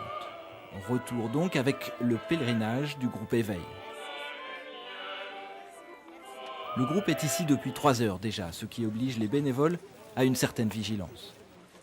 Ils ont un peu chaud, donc on demandait à peu près pour les horaires, pour savoir jusqu'à quelle heure, à partir de quelle heure on pourrait bouger, si maintenant on peut déjà bouger pour éventuellement quelques-uns. On va voir s'il y a des urgences ou non. Moment fort de cette célébration, la communion en présence de Jean-Paul II. C'est sans doute pour cette communion que ces 300 000 fidèles sont ici, que les bénévoles ont tant travaillé durant ces 2 jours. Le petit Rémi, lui, ne communie pas, il est encore trop jeune. Mais on le sent détendu, comme apaisé par l'atmosphère du lieu. Je suis très très heureuse de voir là, je vois qu'il est apaisé, il est tranquille. Et c'est vrai que c'est un moment de grâce là, il est très très bien. C'est une grande joie. On se met en position prêt à bouger. Oui. Allez, on met position prêt à bouger. 12h30, fin de la célébration. Pour le groupe, la matinée a été riche, mais éprouvante. D'autant qu'il faut retourner à l'accueil Notre-Dame. Les 300 000 pèlerins vont donc circuler sur cette allée. Un épisode difficile pour Céline. Mais malgré cela, les bénévoles restent calmes. Il fait quand même chaud, on est là depuis je ne sais pas quelle heure du matin, mais 8 heures ou quelque chose comme ça. C'est quand même des journées un peu fatigantes pour eux.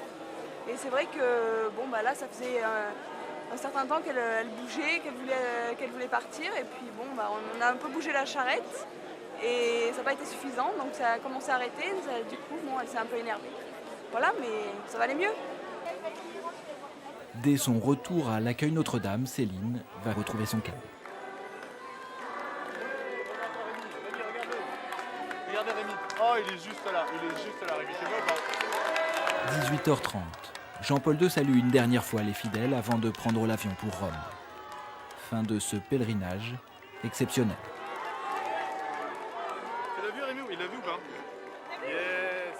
Pour le groupe, c'est l'heure des adieux, en chanson. L'année prochaine, ils se retrouveront tous, bénévoles et malades, pour un nouveau pèlerinage.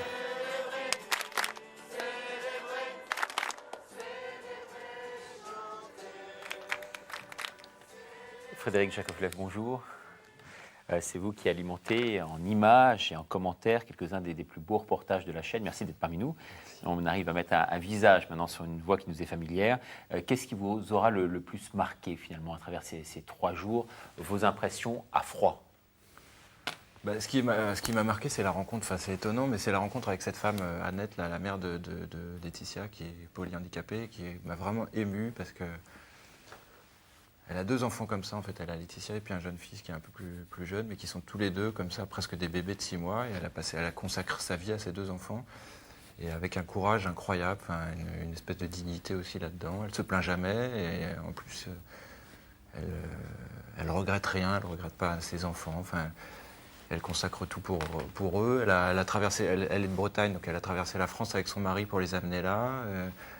En même temps, elle fait une confiance totale à ses bénévoles qui sont là aussi, qui ne sont pas forcément compétents, mais elle les laisse prendre ça en charge. Ça m'a vraiment impressionné, ce témoignage. Et puis en même temps, elle vient aussi à Lourdes pour reprendre de l'espoir, comme elle dit. Il y a tout ça autour de cette femme qui m'a vraiment impressionné. Alors, au-delà du choix éditorial qui est le vôtre à travers ce reportage, quel est le message que vous avez voulu faire passer à travers ça? Je crois que ça part de ce petit mot de Jean-Paul II, aidez-moi. Enfin, c'est aussi, vous disiez, Père, tout à l'heure, c'est aidez-moi, Christ, aidez-moi. Mais j'ai l'impression que c'est aussi aidez-moi, parce que même si je suis le pape, j'ai besoin de vous, j'ai besoin des hommes aussi, et j'ai besoin. C'est un peu ce que viennent faire les bénévoles aussi là, c'est une main tendue qui aide, mais qui reçoivent aussi énormément, quoi. Enfin, c'est un petit peu, ça s'articule autour de ça. Ce parallélisme entre les malades, ce pape aussi très fatigué, malade, et puis ces bénévoles qui font le lien. Et j'ai l'impression qu'on comprend mieux la souffrance de Jean-Paul II à travers ces malades présents à Lourdes. Enfin, je crois qu'il n'y a que eux qui la comprennent aussi bien. Une forme d'identification, oui. Alors c'est vrai qu'on parle depuis tout à l'heure de ces bénévoles en règle générale. On a vu des cas particuliers dans vos reportages. Quel est le trait marquant entre eux? Est-ce qu'on peut parler d'un profil de bénévole d'après vous? Déjà, pour être bénévole, il faut être majeur, il ne faut pas avoir plus de 65 ans. Donc ça veut dire qu'il faut... C'est quand même, physiquement, c'est relativement dur, puisqu'il faut rester... il faut pouvoir rester debout pendant longtemps, sous le soleil. Il a fait très chaud ce week-end à Lourdes. Donc il faut être physiquement un peu vaillant. Sinon, le profil, c'est plutôt des jeunes de 20 à 30 ans qui s'engagent là tous les ans, qui s'engagent à revenir. Il y a beaucoup de scouts. C'est un pèlerinage un peu particulier, le pèlerinage national. Il y a beaucoup de scouts d'Europe et puis c'est un pèlerinage qui a été initié par des militaires. Donc il y a aussi beaucoup de militaires qui sont là, qui consacrent tous les ans, c'est très régulier, ces 5 jours aux malades.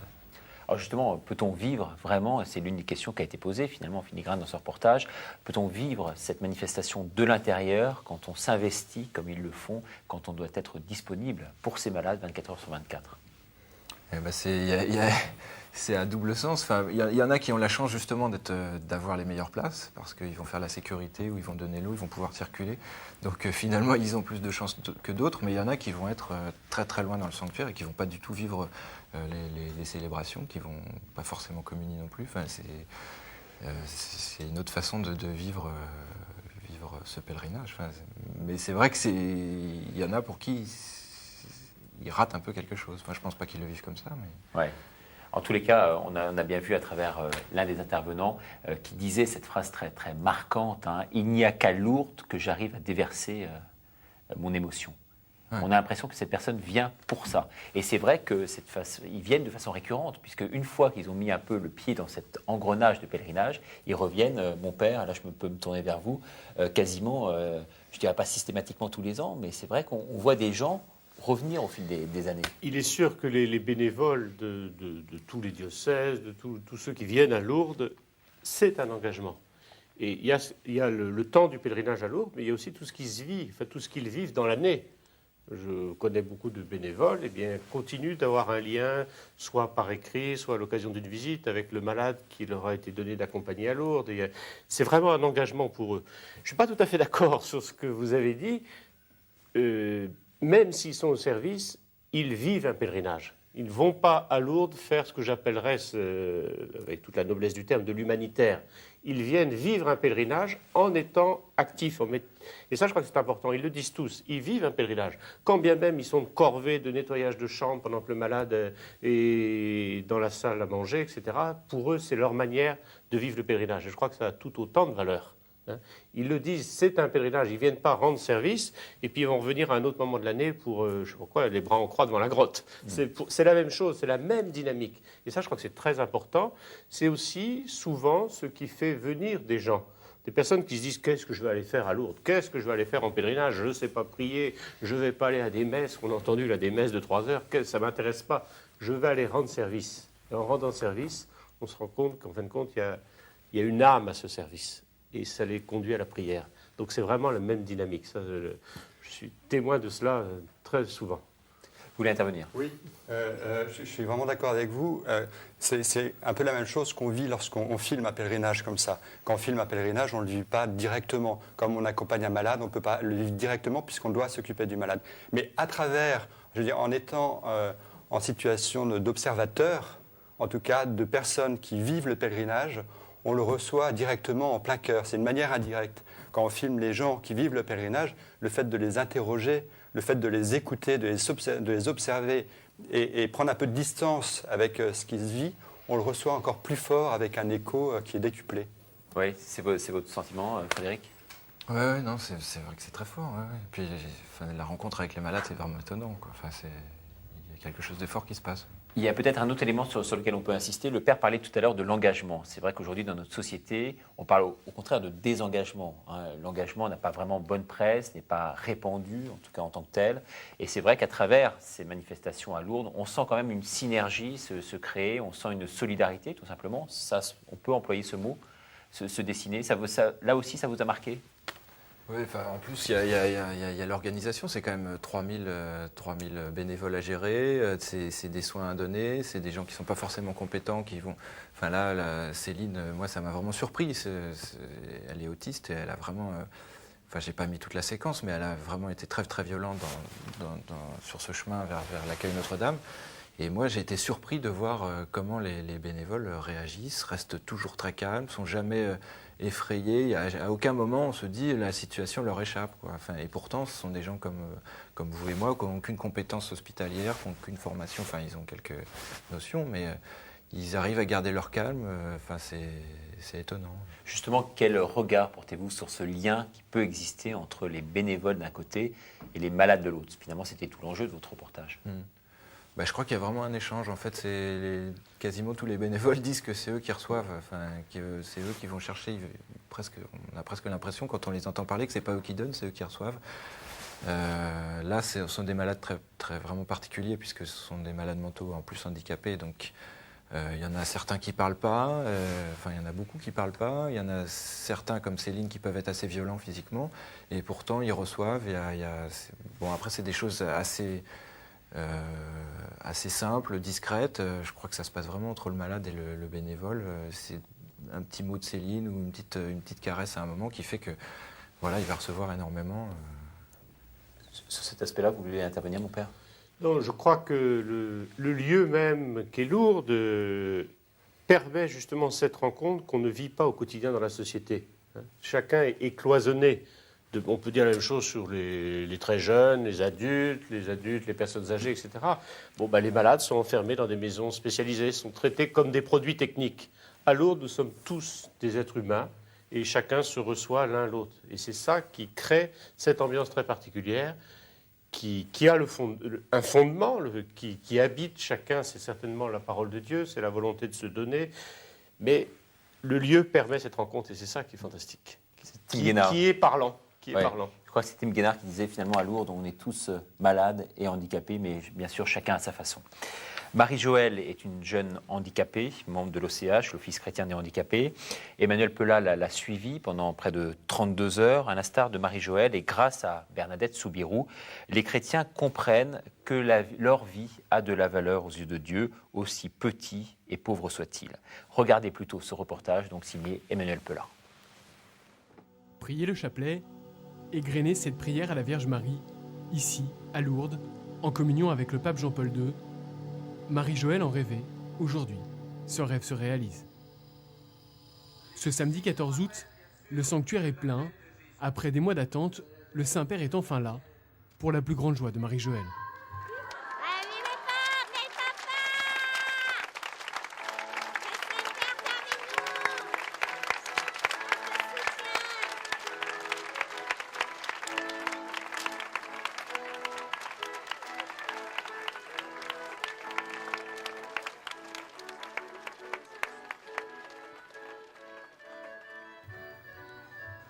À 2 pas du sanctuaire, l'accueil de l'OCH, Office chrétien des personnes handicapées. Marie-Joëlle y est bénévole 6 mois par an. Elle accueille, écoute et réconforte chacun avec une tendresse frappante dès les premiers instants. Le fruit, peut-être, de son handicap, synonyme pendant de longues années de calvaire. Je suis une enfant donc abandonnée, où mes parents n'ont pas pu m'élever du fait par mon handicap. Donc, je viens d'un orphelinat où j'y ai passé de 6 mois jusqu'à l'âge de 14 ans. Et de 14 ans à 24 ans, je suis restée chez mes grands-parents pendant 10 ans. Mais 10 ans dans 2 pièces et dans une très grande précarité. Des années terribles à grandir sans aucune présence ni affection. Près de 24 ans passés à l'orphelinat puis en famille, sans contact avec le monde, sans être vraiment préparé au plus dur peut-être, le regard des autres sur son handicap. Les gens me regardaient comme quelque chose de très très curieux, surtout dans un village. C'est encore plus présent peut-être que dans une ville, mais et encore le regard reste, il est un peu différent de nos jours, mais bon, il est quand même là. Et c'est vrai que moi je me suis dit, ces gens-là, il faut leur faire changer leur regard. Alors bon, c'est vrai que ça a été un petit peu ma première idée. Et puis je me suis dit que les personnes étaient comme elles étaient. Mais j'ai osé mon audace, parce que quand je pense quelque chose, j'ose faire ce que je pense. Et les premières personnes qui m'ont regardée, je leur ai dit « Bonjour, comment allez-vous » Changer de regard, voilà bien le défi relevé ici. Apprendre à poser sur des situations en apparence impossibles, un regard qui donne la vie, plus qu'un regard qui tue. si, j'irai. Parce que j'ai envie de respecter. Du coup, à l'OCH, la venue du Saint-Père a quelque chose de familier. Chacun ici est particulièrement sensible à la visite de ce pape, malade, parmi les malades. J'ai un très grand attachement au Saint-Père, d'une façon très particulière, parce que je le sens complètement proche de moi, par son handicap, parce qu'il peut ressentir sa souffrance, et puis aussi sa mission de la continuer telle qu'il peut. Et moi, ça me donne un tremplin. Pour moi, il est un tremplin pour la mission aussi qui m'a été confiée. Sa mission, à Marie-Joëlle aujourd'hui, c'est de rouler aux quatre coins de la France pour témoigner et affirmer à l'image du Saint-Père que handicapé ne veut pas dire vie ratée.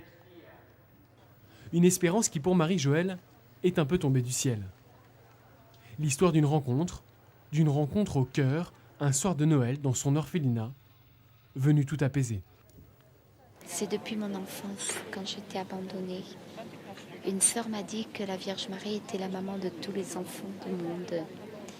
Et je crois profondément que Marie est la mère de tout homme, de tout enfant. Et je savais qu'elle ne m'abandonnerait jamais. Et pour moi, ce fut très important. Ce fut le plus beau cadeau de Noël que je reçus de ma vie. Une rencontre qui, pour Marie-Joëlle, allait tout changer. Une nouvelle mère après tant d'années d'abandon. Une intimité vécue ici par des millions de pèlerins chaque année. Des pèlerins comme Jean-Paul II qui, dans quelques minutes, se recueillera ici à son tour, au pied de la grotte.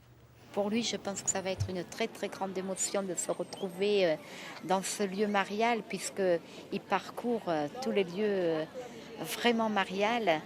Et je pense que Marie ne va pouvoir que le regarder avec ce visage de mère, de tendresse, surtout de l'accueillir comme...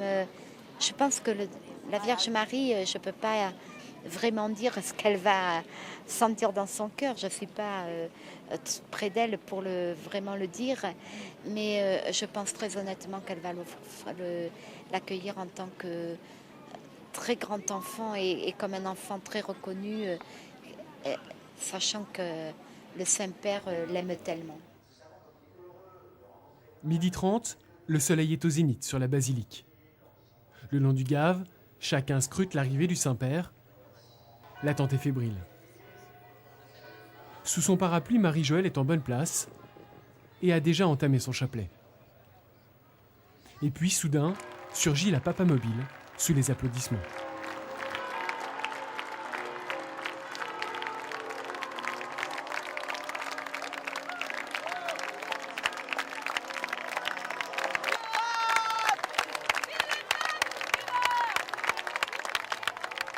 Puis le silence se fait et commence alors la prière.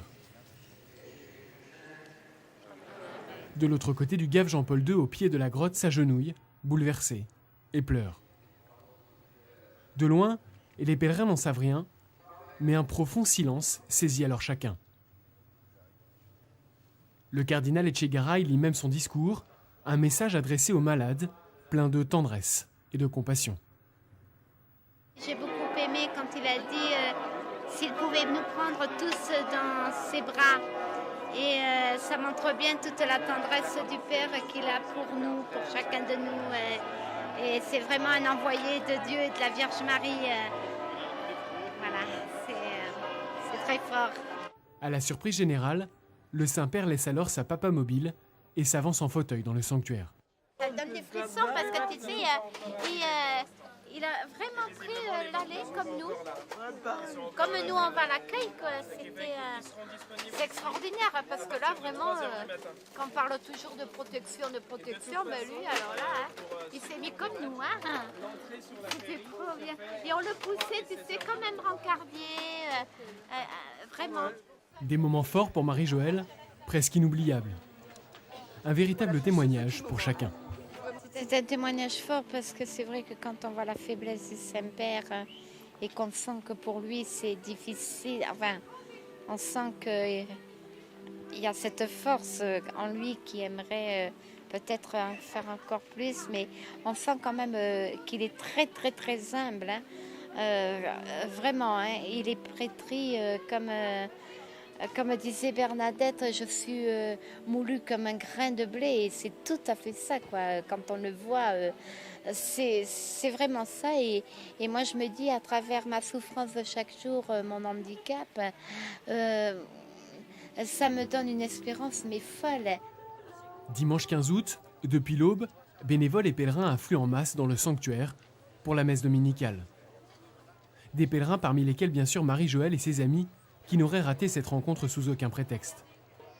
Une foule bigarrée qui attend patiemment, certains en profitant même pour finir leur nuit.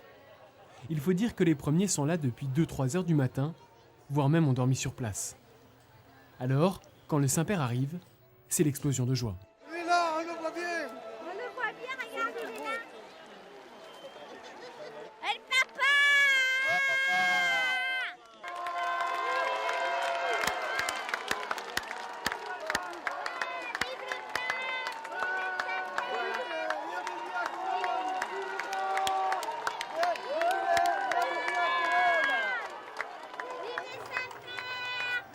300 000 pèlerins auxquels le pape adresse alors un message plein de simplicité et d'espérance, invitant chacun à se tourner avec confiance et foi vers la Vierge Marie et lançant aux femmes un vibrant appel à être à leur tour sentinelles de l'invisible.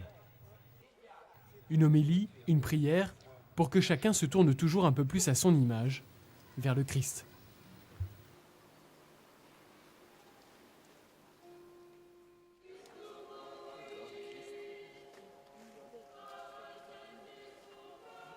Le Christ, voilà bien pour Marie-Joëlle le vrai repos de son cœur. Là où elle trouve mystérieusement, au-delà des épreuves, une paix profonde, comme tant d'autres venus à Lourdes.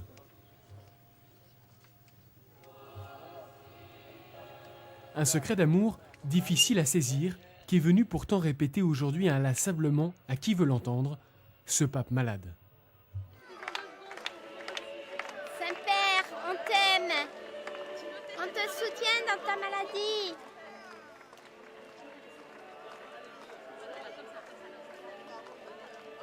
C'est un Saint-Père tout à fait dépouillé, dans toute sa simplicité, dans tout son cœur. Un papa qui visite son peuple, quoi. J'ose pas dire le mot d'un bon papa. Oui, c'est vraiment d'un bon papa. Et il est là, j'allais dire, tout simplement comme nous quand on nous pousse avec notre fauteuil, où il est livré, où voilà, c'est très touchant, très touchant. Ce 15 août à Lourdes avait quelque chose des béatitudes et de ses promesses. Heureux les affligés, ils seront consolés. Heureux les pauvres en esprit, car le royaume des cieux est à eux. Heureux les cœurs purs, car ils verront Dieu. Emmanuel Pella, bonjour. Vous aussi, bien sûr, vous êtes très, très impliqué au sein de la chaîne. Un pèlerinage qui, chez vous, aura eu vraiment une résonance aussi très, très particulière. Oui. Enfin, moi, je réagis un petit peu à ce qui a été dit tout à l'heure, c'est-à-dire que je comprenais aussi ce que dit Frédéric, c'est-à-dire que certes, quand on est derrière la caméra ou quand on est bénévole, on vit aussi l'événement, mais on ne le vit pas comme on aurait désiré le vivre, c'est-à-dire on n'est pas constamment disponible à ce qu'on voudrait voir, à ce qu'on voudrait faire, et du coup, c'est vrai, on reçoit différemment et on le vit différemment. Moi, oui, c'était un moment très beau et très fort. J'aurais aimé pouvoir plus prier, pouvoir passer plus de temps en silence, mais bon. Désolé pour le rythme qu'on vous a imposé un autre rythme. Mais enfin, par exemple, au moment du chapelet, souvent, même intérieurement, je m'en plaignais. Je disais, voilà, Seigneur, je sens que j'arrive pas à être présent à ce que je vis. Ça me gênait, même pour arriver à le traduire à l'image. Mais par exemple, au moment du chapelet, tout d'un coup, l'émotion m'a submergé, quoi, de voir cette simplicité, de voir le dénuement du pape, de voir Jean Vanier qui se mettait face au pape. On a l'impression qu'il se mettait face à Jésus quand il parlait. Enfin voilà, donc c'est des vagues, en fait, plutôt quand on s'y attend pas, quoi. En tout cas, moi, c'est comme ça que je l'ai vécu. Ouais, vous avez suivi donc ce pèlerinage par le biais de l'intermédiaire de cette jeune femme que vous avez choisie, donc Marie-Joëlle. En quoi est-elle, je dirais, révélatrice et symbolique de ce qui se passait vraiment sur place? Marie-Joëlle, il y a un avantage, j'ai envie de dire, c'est que c'est bon, je trahis un secret en disant ça, mais c'est vrai que c'est une handicapée qui s'exprime quand même extrêmement bien, qui a les idées très claires, qui a l'habitude aussi de donner des témoignages et qui du coup donne à voir probablement ce que vit chacun, mais de manière beaucoup plus vivante et de manière beaucoup plus parlante, quoi. Après, bon, elle le disait mieux que moi, hein, et le vivait mieux que moi. C'est vrai que, j'ai envie de dire, pour elle, c'est une chance et une grâce d'avoir un pape qui est malade, quoi. C'est un courage. Et moi-même, à leur contact, en fait, moi, je me sentais un peu nul, quoi. Enfin, un peu pauvre, quoi. Parce que je me disais, tiens, j'ai pas ça, j'ai pas ci, etc. Et puis, et eux, ils se plaignent pas, ils sont constamment dans la joie. C'est un peu ce que disait Frédéric. Voilà, c'est comme par répercussion, par ricochet. Le Saint-Père profite de la prière de chacun, et c'est ce qui lui donne la force de vivre ça. Ensuite, Marie-Joëlle, c'est de voir le Saint-Père qui arrive à continuer son ministère, qui lui donne la force et le courage de vivre, alors qu'elle a l'impression que lui vit quelque chose de plus dur et de plus lourd. Et puis moi, par ricochet, ça m'aide à vivre ça, et du coup, ça m'aide à prier pour le Saint-Père. Enfin, voilà, tout est bien qui finit bien, quoi. Et comment vous expliquez précisément cette flamme qu'ils ont tous dans les yeux, cette espérance qui est la leur, alors que les conditions ne sont pas toujours, bien sûr, très faciles? C'est sûr. Oui. Pour moi, c'est le premier miracle de Lourdes, c'est-à-dire que c'est le miracle permanent. Comment des gens qui sont malades et parfois dans des situations désespérées. Marie-Joëlle, je l'ai dit brièvement au début du reportage que l'objet, c'était pas trop un portrait d'elle, mais cette femme, il faut quand même savoir que pendant 12 ans, elle a vécu allongée dans un lit, quasiment comme dans un orphelinat en Roumanie, à regarder le plafond et à pas pouvoir bouger, quoi. On l'a jamais embrassée, on l'a jamais serrée dans ses bras. Enfin, elle est rentrée chez ses parents la regardaient marcher, se traîner par terre et ça les faisait marrer, quoi. Après, elle a vécu dans 2 pièces avec ses grands-parents. Et à 24 ans, elle sort dans la rue, elle découvre qu'il y a des gens dans la rue et les gens la regardent comme une extraterrestre. Et aujourd'hui, vous voyez Marie-Joëlle. Très tactile, on l'a vu dans le reportage. Cette femme, c'est incroyable. Ouais. Même si je ne trahis pas un secret d'ailleurs, parce que je pense qu'elle en est très contente, mais vous passez un coup de fil à Marie-Joëlle. Son répondeur, c'est bonjour, je suis pas là, message que je t'aime et je prie pour toi, quoi. Moi, la première fois, j'étais scotché. Enfin. Bon, et ce que je veux dire par là, c'est que c'est ça le premier miracle, en fait, en voyant Marie-Joëlle, en voyant le Saint-Père et en voyant aussi ce qui se passe à Lourdes, c'est que c'est le miracle de la foi, quoi. Voilà, c'est ça. C'est mystérieusement, on est tous là, on est tous en train de célébrer quelqu'un qu'on ne voit pas mais qu'on aime, et mystérieusement, cette personne qui est absente et en même temps présente, permet à chacun d'avoir le sourire et de vivre c'est ça, de vivre tout court, quoi. De se lever le matin, c'est ce qu'elle dit le matin, Marie-Joëlle. Elle dit, moi, la phrase qui m'a le plus marqué du Saint-Père, c'est « N'ayez pas peur ». Et tous les matins, elle se réveille en disant « N'aie pas peur, Marie-Joëlle, allez, lève-toi ».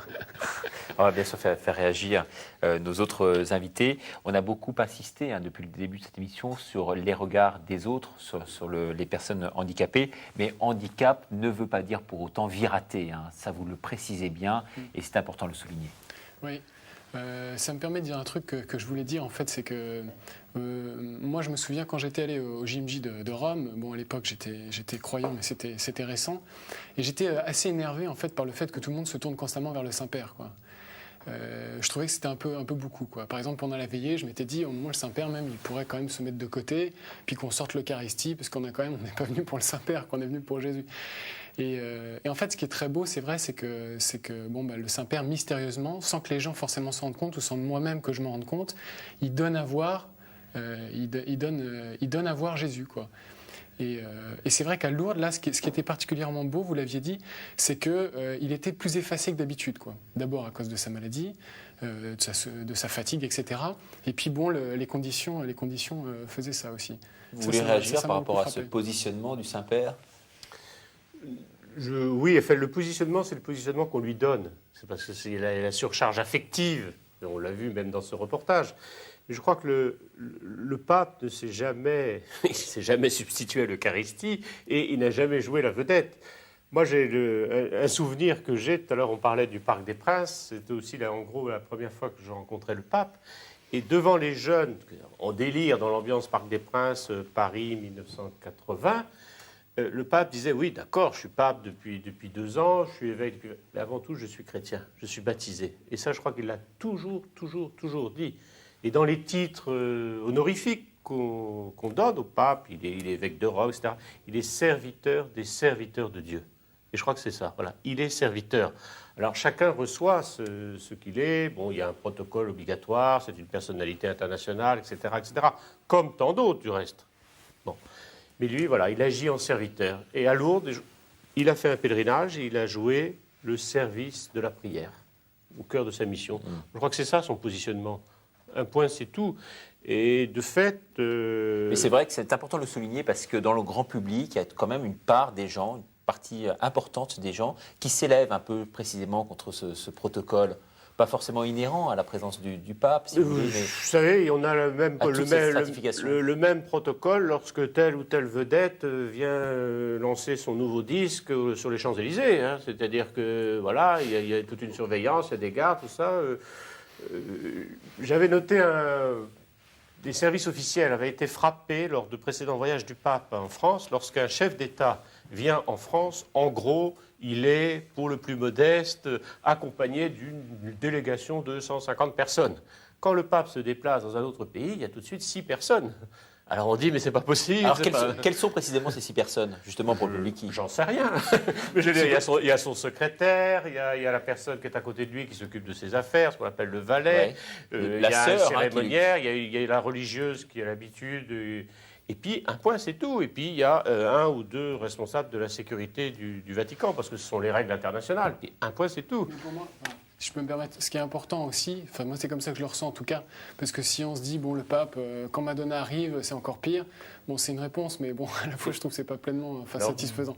Pour moi, c'est comme quand on rentre dans une église. C'est-à-dire que parfois aussi, quand je rentrais dans une église, je me disais, tout ce truc-là, on aurait mieux fait de le filer aux gens qui sont nécessiteux, quoi. Et pour moi, le Saint-Père, quand il est accompagné et quand il est honoré, c'est une manière de dire à Dieu en fait qu'on l'aime aussi. C'est-à-dire, c'est une manière de lui donner ce qu'on a de beau, c'est une manière d'y mettre les formes. Et comme il a une charge qui est lourde et qui s'occupe de nous autant qu'il peut, bon, qu'on soit d'accord ou pas d'accord, mais enfin bon, c'est une manière de l'aimer, quoi, là, tout simplement. Ouais. Quoi. Alors écoutez, oui, je vous en prie. Non, je veux dire, c'est aussi pour simplifier les pays qui l'accueillent, car depuis l'attentat de 1981, il y a la fameuse Papa Mobile. Mais ce qu'on oublie, parce qu'on voit le pape souvent plus à l'étranger qu'à Rome, il y a qu'à regarder au cours de l'audience de KTO le mercredi, à Rome, le pape n'a jamais la Papa Mobile. Il est dans une voiture découverte. Un point, c'est tout, parce qu'il est chez lui. Voilà. Après, il accepte la Papa Mobile à l'extérieur pour faciliter le pays d'accueil, pour éviter la sécurité, tout ça. Mais ça fait partie de la simplicité. C'est tout sauf une star. Alors on peut le regarder en star, très bien, mais je crois que ce n'est pas ce qu'il cherche en tous les cas. Alors écoutez, cette citation, je crois qu'elle colle parfaitement à la situation. Le pape va à Lourdes comme pèlerin pour admirer le projet de Dieu réalisé en une personne, Marie. C'est vrai que pour Marie Emmanuel, c'est pas trahir là aussi un secret, mais vous avez une grande affinité particulière. Vous êtes retrouvé à travers ce reportage. Hein. Oui, à travers ce reportage, oui. Et puis, non, et c'est vrai que j'aime beaucoup la Sainte Vierge. À travers ce pèlerinage, surtout. Oui, c'est vrai que j'aime beaucoup la Sainte Vierge. Mais je crois que la Sainte Vierge, elle aime beaucoup aussi Jean-Paul II, quoi. Pour moi, de toute façon, il y a une personne l'ont dit avant moi, mais c'est vraiment le pape de la Sainte Vierge, quoi. On a l'impression que, voilà, particulièrement au ciel, c'est elle qui l'a choisi. Et puis, moi, ce que je me dis aussi en voyant le Saint-Père, c'est que je me dis... On dit tout le temps, il est malade, ça serait mieux qu'il démissionne, etc. Ce que je trouve de fait tout à fait raisonnable et compréhensible, en fait. Mais j'ai envie de dire, moi, ce que je me dis, enfin, au fond de mon cœur, je sais pas, je suis pas à la place de Jean-Paul II, mais c'est que lui, il aurait qu'une envie, je pense, c'est ça aussi, c'est de partir, quoi. C'est pas marrant de baver devant 300 000 personnes, devant des millions de personnes. C'est de réclamer de l'aide, d'être pauvre, quoi. Parce que Marie-Joëlle, moi, je la filmais, mais déjà, elle a eu du mal à accepter. Mais Jean-Paul II, on lui demande pas des autorisations de tournage tout le temps, quoi. Et à mon avis, il serait bien. Enfin, je me dis, il serait mieux à Castel Gandolfo en train de s'occuper de lui. Ce que je veux dire par là, c'est que je pense que mystérieusement, en effet, il sent que c'est ce qui lui est demandé d'être présent. Et c'est ce que vous disiez tout à l'heure, c'est aussi, en fait, plus il attire l'attention parce qu'il est malade, et en même temps, plus il ne peut pas faire autrement que de s'effacer, et donc de laisser la place au mystère de la foi, quoi, et à la présence du Christ. Alors qu'on soit croyant ou pas croyant, du coup, en fait, on est amené, je pense, d'une manière directe, à s'interroger. On se dit, a priori, c'est un non-sens, quoi. C'est comme la croix, quoi. C'est un scandale de laisser une vieille personne comme ça dans tout le monde. Donc qu'est-ce qu'il y a derrière, quoi? Alors justement, qu'est-ce que vous rétorquez à tous ces gens qui disent finalement, foutons-lui la paix maintenant, qu'il démissionne ou qu'il renonce, parce que c'est le terme plus approprié? Mais je crois que ce que Emmanuel vient de le dire d'une manière très juste. Être pape, c'est pas une charge reçue des hommes. Un point, c'est tout. Et donc, le pape, il a reçu sa mission du Christ, de l'Esprit Saint, mais il remplit sa mission. Et voilà. Et quand le Christ jugera que ça suffit, ben voilà, un point, c'est tout. Et je crois que ça nous interroge, nous, sur notre manière de concevoir l'Église. Parce qu'on se dit, qu'est-ce que c'est que ce chef qui est vieux, qui est fatigué, qui est usé, qui parle mal, patati patata. C'est pas ça, l'Église. Et c'est ça qui remue quand on le voit, on se dit, mais alors, qu'est-ce que ça veut dire? Ça marche pas, cette affaire-là. Et c'est un vieillard à sa tête. C'est l'équipe des vainqueurs et l'équipe des losers, quoi. Je veux dire, voilà. notre Dieu est mort sur la croix, donc a priori, oui, les apparences, on a tout perdu, et en fait, et je pense que c'est là qu'il est le plus successeur de Pierre. Jésus a prévenu l'apôtre Pierre dans l'Évangile selon saint Jean, quand tu seras vieux, d'autres te mettront la ceinture, d'autres t'aideront. Jésus l'a dit. Ouais. Et là, on le voit clairement. Le cardinal Lustiger le rappelait tout à l'heure dans son témoignage. Alors, un petit cadeau pour la fin. Il nous reste exactement maintenant 8 minutes d'émission. La vision que le grand public retiendra tout simplement du pontificat de Jean-Paul II. Donc là, on élargit un peu, on ressort un peu de Lourdes. L'œuvre de Carole Wojtyła, vue donc par les pèlerins. Témoignage, vous verrez, d'une durée de 5 minutes, recueilli par nos équipes techniques, mise en image tout de suite par Hélène Marronnet. Je repense à ce mot du cardinal Marty dans l'accent rocailleux de l'Aveyron qui lui disait Pape Jean-Paul II, vous êtes un sportif de Dieu. Et ce mot me revient parce que je crois qu'il demeure un sportif de Dieu. Je crois dans le fait qu'il est, comme il a toujours été, dans la proximité des petits et des pauvres, et aussi comme passeur de frontières.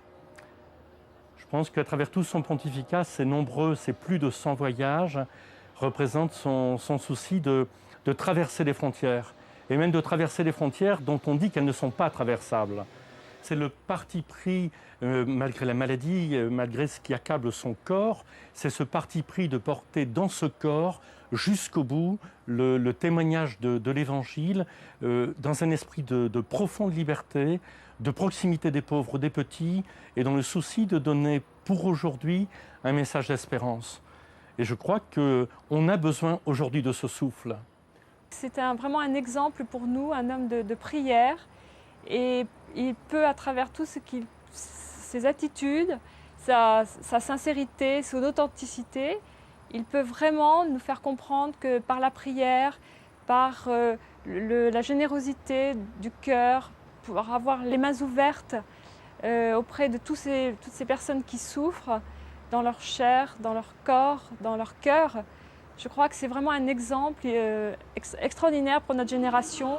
Il a réussi à réunir des jeunes qui n'avaient pas forcément pensé un jour se retrouver, par exemple, à Paris ou à Lourdes, par exemple, cet été. Et finalement, découvrir qu'ils ne sont pas chrétiens tout seuls dans leur coin. S'il y avait 3 mots pour le définir, c'est vrai que pour moi, c'est quelqu'un de mystérieux quand même. Parce que pour sa sérénité et sa volonté, voilà. Il a permis, comme on l'a déjà évoqué, de rassembler la jeunesse et d'être un pèlerin dans le monde auprès de tous les voyages qu'il a pu faire. Et c'est d'autant plus admirable que maintenant, il n'a plus la force physique de les faire et qu'il les fait quand même. Et j'ai une particulière admiration pour Jean-Paul II parce que il a conforté ma foi et je dirais presque qu'il m'a prouvé l'existence de Dieu. Je crois qu'il représente le chef de l'Église, il représente aussi l'amour, il représente aussi le fait qu'il nous aide à cheminer sur le chemin de la foi, qui n'est pas commode, parce que celui qui dit qu'il n'a pas de doute, qu'il n'a pas de difficulté, je pense que c'est difficile, et je pense qu'il nous encourage, il nous réencourage. Et je pense qu'il n'a pas peur, je pense qu'il rend la vérité. Je pense que le jour où il partira, bien sûr, il sera remplacé par un autre pape, donc je ne suis pas un papolâtre Jean-Paul II, mais je pense qu'il a eu le courage, et je pense que beaucoup d'hommes politiques, s'ils le suivaient, eh bien je pense que la politique ne serait pas ce qu'elle serait aujourd'hui. Ce que je retiens, c'est la façon dont il regarde les gens au fond des yeux. Et je me rappelle son encyclique où il nous parlait de la passion de l'homme. Alors pour moi, Jean-Paul II, c'est d'abord ça, cette première image. Un homme passionné de l'homme.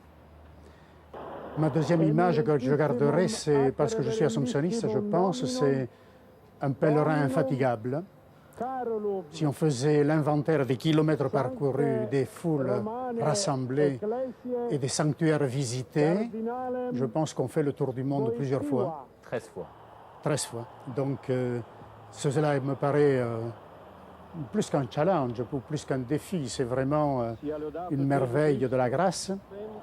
Il continue de rester ce sportif qui n'a jamais ni baissé les bras, ni ne s'est jamais couché sur la pelouse, mais qui continue à trottiner à sa façon, mais fortement, et qui entraîne les autres derrière lui. Alors je trouve ça pour l'Église un exemple extraordinaire. Ça a été un bon meneur de jeu alors. À mon avis, c'est un vrai capitaine. Voilà, un vrai capitaine. Cette émission donc, arrive maintenant pratiquement à sa fin. Un mot de conclusion à chacun, le mot de la fin pour chacun d'entre vous. Le mot de la fin, c'est difficile, le mot de la fin, mais je sais pas, je dirais amen, je dirais merci à Dieu de nous donner un pape comme ça, et puis je pense qu'il faut surtout continuer à prier pour lui, parce que c'est jamais gagné d'arriver à avoir le courage de faire face à la souffrance comme il le fait, et d'être un exemple. Voilà. Frédéric? Non, mais je repense par rapport à ce qu'on vient de voir, le pape athlète de Dieu. Maintenant, on est plus dans un pape fatigué, malade. Je pense aussi à l'image du pape dans la grotte à Lourdes, là, souffrant, qui reprend et pourtant qui continue. Je crois que quand on voit ça, ces 104 voyages, on comprend mieux aussi ce qu'il vit aujourd'hui, pourquoi il est là et pourquoi il avance, quoi. Enfin, ouais. Xavier? Oui, c'est surtout la souffrance du pape actuel qui est marquante. Et ce pape-là, en tout cas, il a tout donné pendant toute sa vie. Et je crois que le stade ultime de la vie des grands saints, c'est à la fin de leur vie de donner leur souffrance. Et je crois que le pape, en ce moment, en tout cas, donne aux gens sa souffrance. Et c'est certainement ce qui touche le plus les gens et qui valide toute sa vie, cette identification au Christ. Vous êtes d'accord avec ça? On est vraiment en présence d'un futur saint, sera béatifié, canonisé un jour? Moi, je ne sais pas, résonne chaque fois que je vois le pape la parole de Jésus. Pierre, tu es Pierre, et sur le roc de ta foi. Et bien, Jean-Paul II, c'est le roc qui nous est donné pour notre époque. Et on en a besoin. On en a effectivement beaucoup besoin. Merci infiniment à tous les quatre d'être venus participer physiquement sur ce plateau de KTO Magazine à cette belle émission de plus de 2 heures. Merci également à toutes nos équipes techniques et journalistiques pour s'être mobilisées de la sorte comme ils ont pu le faire en plein mois d'août. Sachez à vous public que vous pouvez bien sûr réagir par rapport à cette émission et vous procurer la cassette. Alors je crois que les coordonnées vont s'afficher sur votre écran. Voilà, KTO Magazine, 2-4 rue Rouget de Lille, 92 130, ici les Moulineaux. Je vous laisse quand même quelques secondes pour noter cette adresse et envoyer un chèque de 35 € pour vous procurer donc la cassette de ces 2 heures d'émission. Je sais que vous êtes très très nombreux d'ores et déjà à vouloir l'avoir en votre possession. Merci beaucoup et à bientôt.